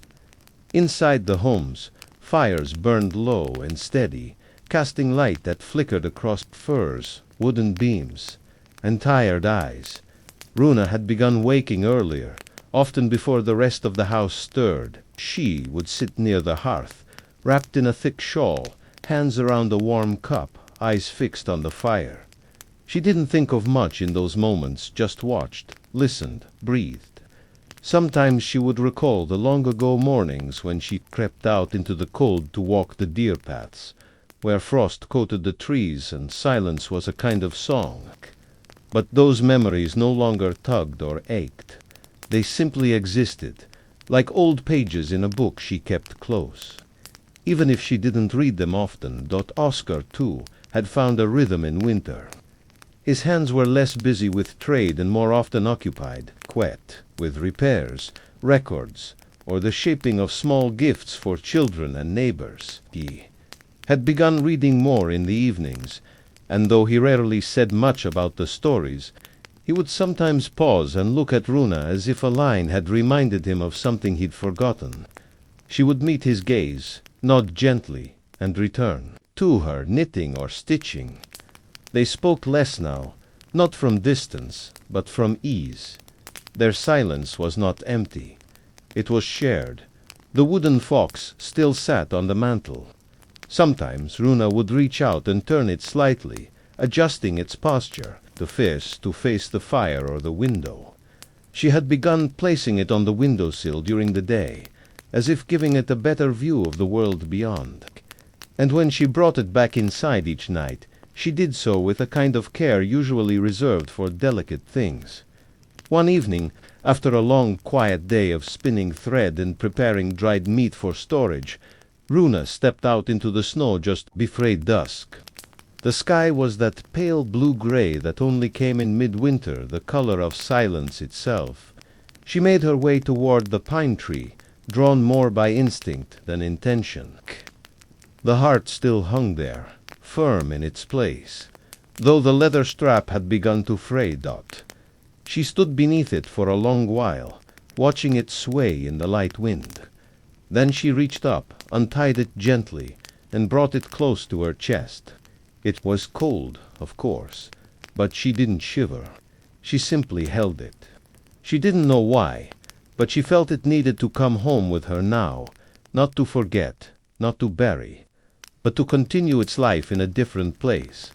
That night, she placed it beside the fox on the mantel, 2 small carvings, each shaped by different hands, each holding different moments.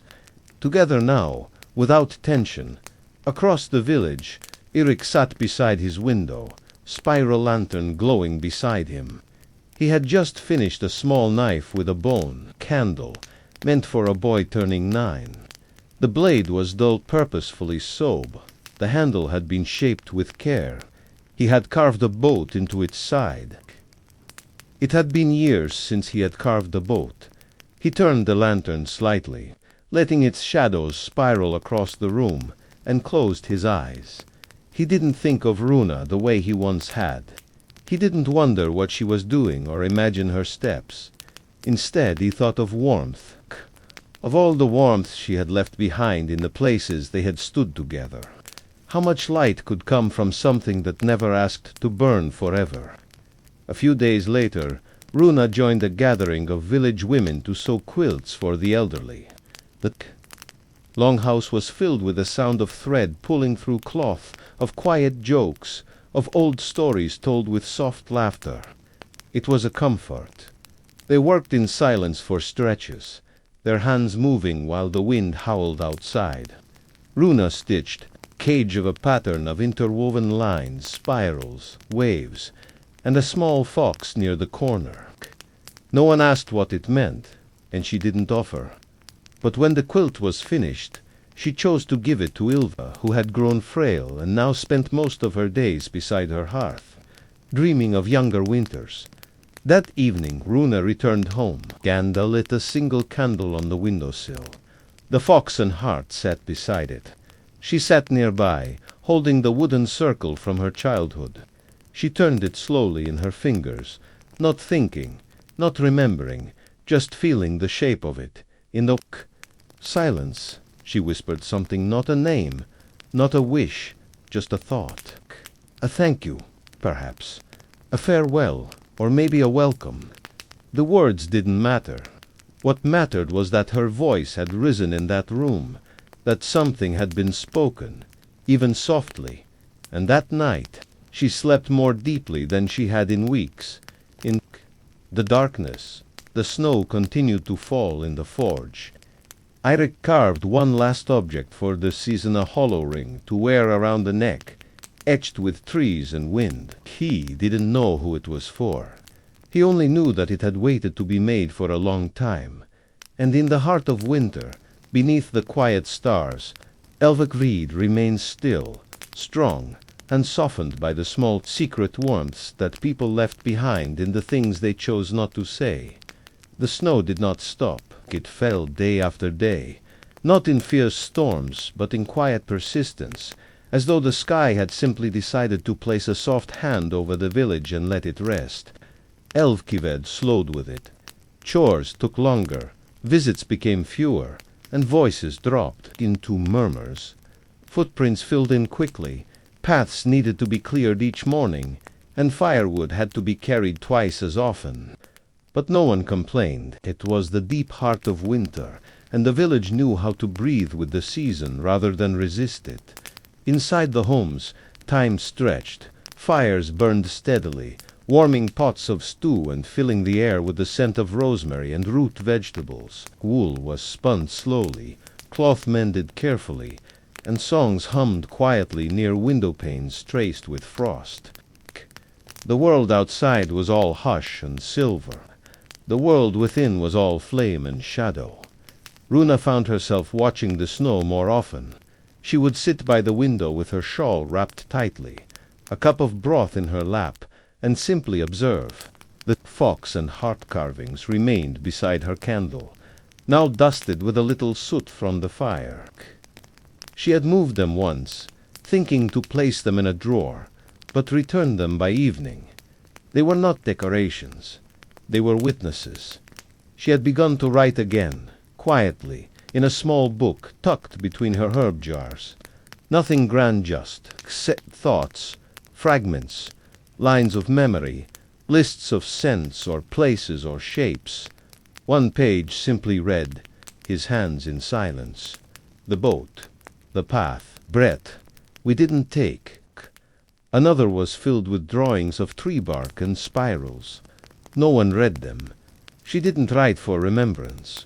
She wrote to let the quiet inside her unfold. Oscar was respectful of this quiet. He gave her space when she needed it and sat with her when words weren't required. They played board games some evenings, or read aloud, or shared warm bread with honey while the wind moaned outside like a tired creature. Once, he asked her if she missed anything from before marriage. Before winter, before the quiet. She thought for a moment. No, she said, not miss. I just remember. And he nodded, not needing more. One morning, while returning from the storehouse, Runa slipped on the frozen steps and scraped her palm. It was a small finger, shallow cut, barely worth mention, but as she sat by the hearth washing it gently, she felt something old stir inside her. Not pain, not fear, just a memory of hands that once held hers in silence. She wrapped her palm, stood, and went about her day. Across the village, Eirik was tending to the forge. The fire was low, and he worked slowly, polishing tools rather than making them. He paused at one point to look out the window, the glass fogging with each breath. On the sill rested the hollow ring he had carved a pendant, though he had not added a cord. It remained unfinished, but he had begun to accept that some things remained that way by design. Later that day, he saw Runa in the square. She was carrying a bundle of kindling and speaking softly with a neighbor. Her face was red from the wind, her expression calm. When she noticed him across the way, she didn't smile or wave, but she did pause, just long enough to let their eyes meet. There wasn't hesitation. It wasn't longing, it was acknowledgement. That night, he placed the ring in a small cloth bag and set it on his shelf. It would wait, not for her, not for anyone, just for the right time to be passed on. And Runa, seated again by the fire, reached into her journal and wrote only one word, steady. She looked at it, then added beneath it, and still, outside, the snow deepened. Trees bent under its weight. Smoke drifted across rooftops like thin banners of warmth. Somewhere in the distance, a fox moved silently through the white, leaving a trail of prints that would vanish by morning. And in Elvkved, two hearts beat quietly in separate homes, each carrying the other not as a burden, not as a regret, but as a shape carved gently into their lives, a shape that asked for nothing but to remain. February's breath was quiet but sharp. In Elvkved, the snow no longer felt new, it had become a permanent companion, pressed against door frames and clinging to branches like a memory that refused to fade. The village lived within it now, wrapped in white and silence, moving not to outrun the cold, but to live beside it. Footpaths became narrow tunnels through piled snow. Sound, even laughter, was dulled by the sheer weight of the stillness. And yet, despite the quiet life pulsed beneath it, all strong, slow, and steady, Runa had grown used to the rituals of deep winter. She rose early, fed the fire, and prepared some course for the demending, mixing, writing, warming oil for stiff hands. Each movement was deliberate, slow. Without rush her days passed like woven thread, each one a part of something larger, something unseen but deeply felt. She had come to understand that peace was not the absence of feeling, but the space where feeling could live without consuming. Her journal grew steadily, pages filled with quiet thoughts, short lines, drawings. One page bore the image of a lantern, with a spiral base, surrounded by small stars. Another simply read, "He didn't ask me to stay, and I never asked him to follow." She did not revisit pages once written. They were not meant for editing. They were meant for lying down, like stones on a path, left behind so others, or perhaps only she, could know someone had walked there. Oscar noticed the writing but never asked about it. He respected the boundary without hesitation. They had found an ease that surprised even them, like a friendship that grew after the flame had quieted, like a winter fire that no longer needed to roar. He had begun crafting simple wooden spoons for neighbors. It soothed him, and Runa, seeing a box full of them one evening, simply said, "That's a lot of kindness in one place." He smiled, not answering. She didn't need him to. One morning, as the wind softened and the sky stretched open with a pale blush of dawn, Runa stepped outside and walked toward the woods, not far, just to where the snow softened under tall pines. She stood among them, listening to the silence, to the faint sound of melting snow dripping from higher branches. The air smelled faintly of pine and cold sap. She took a breath and closed her eyes. When she opened them, she saw something ahead. A small carving, a spiral etched into the side of a stone. It had not been there before. It was not elaborate, not new, but it was deliberate. She stepped closer and knelt beside it. The carving was deep enough to last through seasons. She didn't know who had made it, but she knew. She didn't smile. She didn't cry. She simply touched it and whispered, "Still here." Across the village, Eirik worked at his bench, smoothing the surface of a bowl he had nearly finished. His mind was not with the wood today. It was in the pines. In the moment when he had placed the carving on the stone, he hadn't known she would find it. But somehow, he'd known she would walk that way again. Not out of longing, not for him, but because some paths are written into our feet, no matter where we live. That evening, as the snow fell again, Runa returned home and opened her journal. She added a single line beneath a drawing of pine branches. "We leave each other gifts no one else sees." Then she turned the page. Later, she sat by the fire, fox and heart beside her, the candle flickering gently. She whispered a small story aloud. No one was there to hear it, but she told it anyway. It was a story about two trees that grew side by side in a forest, never touching, but each curving slightly toward the other with every passing year. She didn't explain what it meant. She didn't need to. That night, she dreamt of light again, not firelight.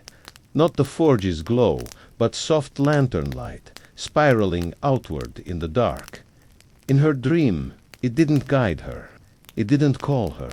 It simply existed steady and warm, turning in place like the stars. And when she woke, she felt no sadness, only the quiet certainty that in the deepest part of winter, something within her had begun to thaw, and in Elvkved, under the hush of snow and breath, two hearts continued to carry one another, not in arms, not in words, but in the space between. One footstep and the next. Late winter brought a peculiar kind of beauty to Elvkved, kind that asked nothing, promised little, and yet offered everything in stillness. Expert. The days were growing slightly longer now, though it was not yet time to speak of spring. The snow still covered the village, heavy and white, but something had shifted. The light lingered just a little longer in the windows. The wind carried a sharper edge, like it had grown impatient with its presence. People began to speak in softer, hopeful tones, not of flowers or thaw, but of the way the air smelled when change was near. Runa moved through her days like someone who had stopped counting time. She woke when the sky lightened, not when the sun rose. She lit candles not by habit but by feeling. Her work continued spinning, stitching, sharing, but now there was a lightness in her movements, a kind of quiet grace that even the elders noticed. They said nothing, but some began calling her Windhild, a word meaning the shield of wind, not because she stopped things, but because she let them pass through her. One afternoon she found herself returning to the tree where she had once hung the carved heart. It had been weeks since she last visited. Snow still draped the lower branches, and her footprints were the first to disturb the smooth surface that day. She stood quietly, then reached into her satchel and removed something new, a small stone, flat and round, with a circle drawn in, ash across the center. She placed it beneath the tree, where roots touched snow, and whispered, "For the beginning that doesn't ask for a name."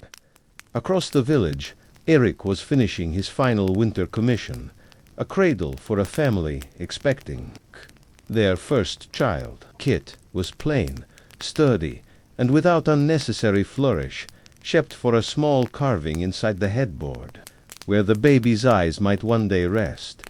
A spiral. He had made the mark almost unconsciously. When asked about it, he only said it reminded him of movement, of growth that turns inward before it unfolds outward again. That evening, as snowflakes fell in lazy circles beneath a soft sky, Runa sat with Oscar by the hearth. He was reading. She was mending the sleeve of a neighbor's tunic. Neither spoke for a long while. Then Oscar said, "Do you believe people change, Runa?" She paused, lifted her gaze, and replied, "I believe people return to themselves, slowly, quietly, like snow melting into soil." He nodded, considering it, then returned to his page. Later she wrote in her journal, "Not everything that ended broke. Not everything that changed left. Except the days continued to pass." One morning, Runa received a visit from a traveling older woman named Salvig, who had once lived in Elvkved and now wandered between villages collecting stories. She asked Runa if she remembered her. Runa nodded vaguely. Salvig smiled and said, "You've become the one people mention when they speak of home." They shared tea, and as the snow fell steadily outside, Solvig told stories of other villages, of a woman who lit candles in the forest for lost lovers, of a man who carved stars into trees for each of his children, of a town where people placed stones in the river with wishes etched on them. Runa listened, eyes bright, and when the old woman asked if she had a story of her own, Runa only smiled and said, "Some stories live better as silence." That night she lit every candle in the house, not for light, but for warmth. She placed the fox on the windowsill again, beside the wooden heart, and sat with her thoughts. She was not waiting. She was not yearning. She was simply resting. And in that rest, something inside her glowed faint, sure, and quiet as the snowfall itself. Eirik, in his forge, placed the finished cradle in the corner, ready for delivery. Then, without planning, he sat down and began to carve again. This time a tree, its branches bare, its roots deep, spirals hidden within the bark. As he shaped it, his breath slowed, his body softened. He thought not of Runa, not directly, but of stillness. of what it means to have walked beside someone once, even for a short while, and to still carry their rhythm inside you. The sky that night was clear. Stars glittered like frost scattered across black cloth. Runa stood outside, wrapped in fur, her feet pressed into snow, her eyes upward. She did not make a wish. She simply whispered a name, not hers, just the name they once were, spoken only once, and then released into the air. And far away, beneath the same sky, Eirik looked up to Ki. Didn't know why. He only knew something had passed through him, soft, unspoken, and gently familiar. And in the village of Elvkved, buried beneath snow, love no longer waited. It simply was quiet, shaped by time, folded into lives that had not ended, but transformed. The edge of winter came slowly, like a breath being released after a long hold. Though the snow still blanketed the village, it no longer held the weight of silence. Instead, there was a subtle stir beneath everything, a restlessness in the wind, a rhythm in the dripping of icicles, a warmth hiding behind the sun's longer glance. In Elvkved, the villagers did not call it spring yet. They called it forlufta promise, the not yet butsk, the knowing before the blooming. And this promise curled through the streets, through the narrow paths between homes, through the hearts of those who had learned to live in the quiet. Runa began each morning by opening the shutters wider, not because the scene needed more light, but because she had begun to crave the change. The windows faced the pine woods, and each day she studied the trees for signs, the tilt of the shadows, the pattern of fallen branches, the color of the bark where the frost had begun to ease its grip. Her hands moved as they always had across wool, through spice jars, over the curve of a mugbutt. Now her thoughts flickered more like the lantern flame. She wasn't planning, not exactly. She was preparing. Within GHE baked more often now, using herbs she had dried months ago. Thyme, lavender, crushed pine needles. Her home smelled of warm loaves, and she began placing small wrapped slices on neighbors' doorsteps, never knocking, never leaving her name. She simply let the gifts find their place, like fallen leaves on water. The fox still sat on the sill. The heart remained by the hearth. She had not added to them, had not changed their placement, but she looked at them differently now, not as remnants, but as symbols of what had been made and lived and let go. One morning, Oscar brought home a carved coma gift from a friend who had passed through the market in a distant village. It was simple, bone white, with a single spiral etched along the handle. Runa held it in her palm for a long moment before saying softly, "There are shapes that never leave us." Oscar didn't ask. He just nodded and said, "I thought it looked like something you'd carry." And she did. She tucked it into her satchel and used it often, its presence like a quiet companion. Across the village, Eirik's forge stood still. He had closed it for a week, choosing instead to walk each morning, sometimes beyond the edge of Elvkved, past the river where the ice still held but cracked faintly beneath the surface. He carried a small pouch now, not of tools, but of scraps, wood shavings, a bit of charcoal, a folded piece of cloth that had once wrapped a lantern. He never explained it, even to himself. He simply held on to these things because some part of him still needed to. On one walk, he passed a stone marked with a faint spiral, the one he had carved months ago. Snow still rimmed its edge, but someone had placed a pinnacone beside it. He knelt, touched it, then left it as it was. He did not need to know who had left it. He knew. And that was enough.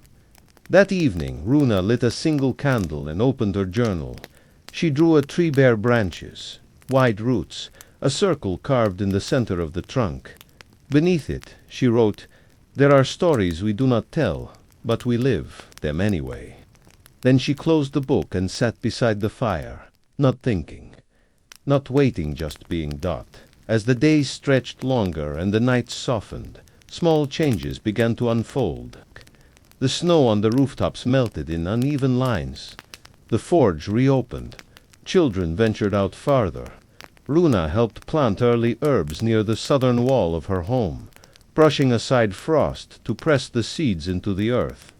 And in the soft hush, between twilight and dark, she began to walk shorter routes, familiar paths, but now taken with intent, with breath, with attention. One dusk, as the first birds returned to the woods, Runa stood at the edge of the village and watched the trees shift in the breeze. A figure approached from the far path, tall, broad-shouldered, with steps that hesitated for just a moment before continuing. She knew who it was before she saw his face, and when Eirik reached her, they did not speak at first. They stood side by side, watching the trees. "It's early," he said eventually. "For birds." She nodded, but not too early. He looked at her, eyes soft, tired in a way that had nothing to do with sleep. "I saw the pinnacone." She didn't look at him. "I thought it would keep the spiral company." They shared a silence that felt like breath held and released. "Thank you," he said. "For what?" "For letting it remain a story, and not a scar." She met his gaze then, steady and unflinching. "Some stories are both." He smiled, faint and real. "Yes, but they're still beautiful." They didn't speak again, didn't move closer, didn't reach out. Instead, after a few more breaths, Runa turned and walked slowly back toward the village. Eirik watched her until she vanished between the snow-covered homes. Then he turned and walked the other way. That night Runa wrote one final page in her journal. Just a line, just this. "We held a whole world in our silences." And in Elvkved, under skies beginning to shift, love no longer clung or waited or wondered. It simply breathed, deep, slow, quiet, like winter softening its grip, like two hands no longer touching, but remembering the warmth they once held. The last snows of the season came without sound, falling in the night like a whisper being carried across time. In Elvkved, they arrived not as a storm, not as a curtain, white, but as a soft remembering flakes that spun gently through the trees, coated the roofs one final time, and melted slowly by noon. No one was surprised. It was the season's parting breath, a curtain call, a bow taken in silence. Runa awoke to find the world veiled again in white, though she sensed this would be the last time. She did not sigh or speak. She simply opened the shutters, stood at the window, and watched the light glimmer across the surface of the snow, thin and shifting like memory. Then she lit the fire, warmed water, and prepared her morning tea-mint, lavender, and a pinch of salt, the way she had come to prefer it during these long months. She sat beside the window as she always did, the fox and hart on the sill beside her. Kid. They had become part of the room now, less like objects, more like a presence. As she drank, she thought of the paths she had walked, of the quiet moments where breath and snow had met in still air. She didn't feel longing. She didn't feel closure. She felt only what was true, that something had lived inside her once, and that it had not vanished but changed shape. It had moved into the stitching of her shawl, into the spiral of her thoughts, into the way she stepped more carefully through the world now. Later that day, she returned to the pine tree where the carving had once hung. The snow had melted there, already, exposing soft earth, wet roots, and the stone with the spiral carved so faintly. The pinnacone she had left was gone, perhaps taken by wind or a wandering child. She knelt, brushed away some leaves, and placed a new offering, a sprig of dried lavender tied with thread, not for anyone, not for herself, just for the story. In another part of Elvkved, Eirik worked quietly in the forge, his hands blackened with soot, his mind slow and steady. He had started on a new commission, a small chest to hold heirlooms. But something in the wood's grain made him pause. It reminded him of bark, of the bench near the ash tree where he once sat alone in the fading light. He didn't carve anything into the chest. This one was meant to be blank, waiting to receive the marks of its owner's life. He understood that now. Some stories are meant to be etched over time, not given in full. That evening, Runa joined a group of villagers gathering near the longhouse to share the last of their winter stores and speak of plans for the warmer days. It was a tradition as old as the village itself, a ritual not of celebration, but of gratitude. They stood around the fire, faces warm and ruddy, voices low. Runa listened more than she spoke. She shared some dried plums and slices of her spiced bread. When asked what she looked forward to in spring, she replied, watching the ice let go. Oscar stood beside her, his presence gentle, unhurried. They spoke briefly, mostly about herbs and storage jars. And when he handed her a new spool of thread he had traded for, she thanked him with a touch to his arm. It was the kind of touch that said, "I know where I am. I know who I've become." And he understood he always had. After the gathering, Runa walked the long way home, passing by the edges of the woods, the forge, the quiet square where the old lantern had once been placed. She felt no need to stop, no desire to linger. But she noticed things. The way the snow had melted into patterns on the stone, the way footprints no longer sank so deep, the way the air now smelled not only of smoke but of damp soil. Change had arrived not loudly, but completely. She returned home and placed the spool of thread beside her journal. Then, without hesitation, she added a new entry. The story doesn't end with the leaving. It begins with staying still long. Enough to know you've changed. Across the village, Eirik stood outside his forge, looking up at the stars. He didn't wait for a sign, didn't speak a name. He simply breathed, deep and slow, and let the night rest on his shoulders like a familiar cloak. Then he turned, went inside, and left the door open just a moment longer than usual, as though to let the last breath of winter pass through before he sealed it away. And in Elvkved, under skies that were no longer purely cold, a new season waited, not rushing, not demanding, just present. The village, the people, the silence, they were ready. Spring arrived without ceremony. No great winds swept through the village. No burst of flowers broke the frost. No drums or songs or sweeping gestures announced the season's change. But it came all the same, slowly, kindly. The snow receded, the river cracked and murmured again, and the soil turned soft beneath the feet of those who walked the paths of Elvkved daily. The light lingered now, not just at the edge of evening, but in the corners of rooms, in the folds of curtains, on the surfaces of cups, still warm with morning brew. Runa had felt it days before anyone said it aloud. The way her joints moved more easily, the way the fox on her windowsill caught sunlight in its carved eyes, the way she opened the shutters not to look out but to let the world in. She had not planned for a new season, but she had made space for it all the same. Her home was cleaner now, not because she had scoured it, but because something old had left and something new had entered, quietly, as all real things do.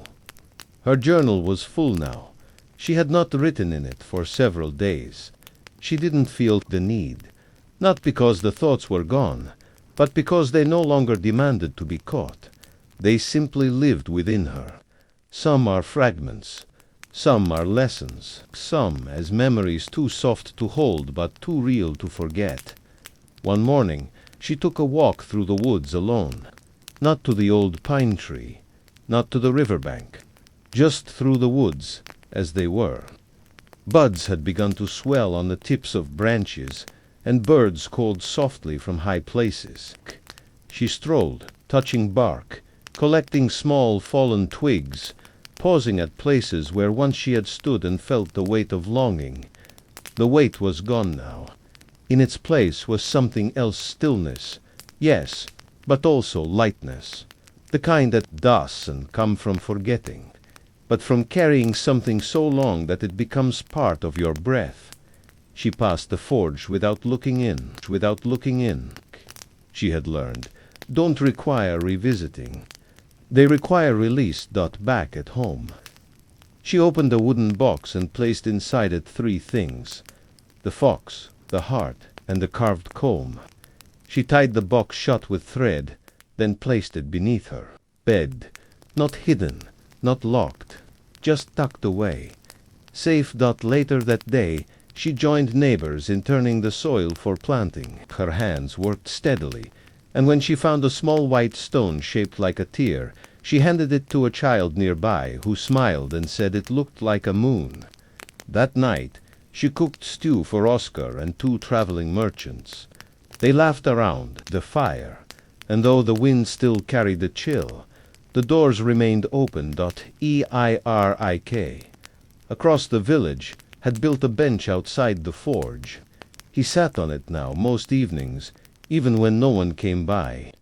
He'd begun to draw against circles, knots, tree roots that stretched outward and inward all at once. He didn't speak of Runa. He didn't have to. She had moved through him like a seasoned quiet, lasting, not to be repeated, but never to be erased. One afternoon, a child from the village stopped by and handed him a small sprig of dried lavender, tied with thread. She didn't explain. She simply said, "Someone said you might want this." He smiled, took it, and placed it beside his tools. He didn't ask where it came from. He already knew. The next morning, as mist lifted from the hills and birdsong laced through the village streets, Runa stepped outside and walked barefoot across the warming earth. She paused in the garden, her shawl pulled close, and stood in stillness as the sun touched her face. She did not speak, did not write, did not cry. She simply breathed, and in that breath lived everything: the path once taken, the hand once held, the fire once burned, and the peace now settled. Love had come to her not as thunder or storm or even passion. It had come as memory, as presence, as a shape left behind in snow that never fully melted but softened into soil, where things might one day grow again. That evening, the last fire of winter was lit in Elvkved's longhouse. Families gathered, sang old songs, and shared warm bread. When Runa joined them, she did not sit alone. She sat beside friends, children, and Oscar. She laughed, not loudly, but fully. She watched the fire, not with longing, but with gratitude, and as the flames danced and stories circled through the smoke, one tale was never told aloud: the tale of 2 souls who met in silence, lived in shadow, and left behind nothing visible but everything known. A love not lived openly, but carried quietly. A season that never named itself, but transformed all it touched. And when the fire finally dimmed and the stars returned to the sky, Runa stepped outside, lifted her face to the heavens, and smiled not for what had been or what would be, but for what was. Now here, enough. And under the stars, Elvkved slept peaceful, whole, and forever shaped by the love that moved beneath its snow.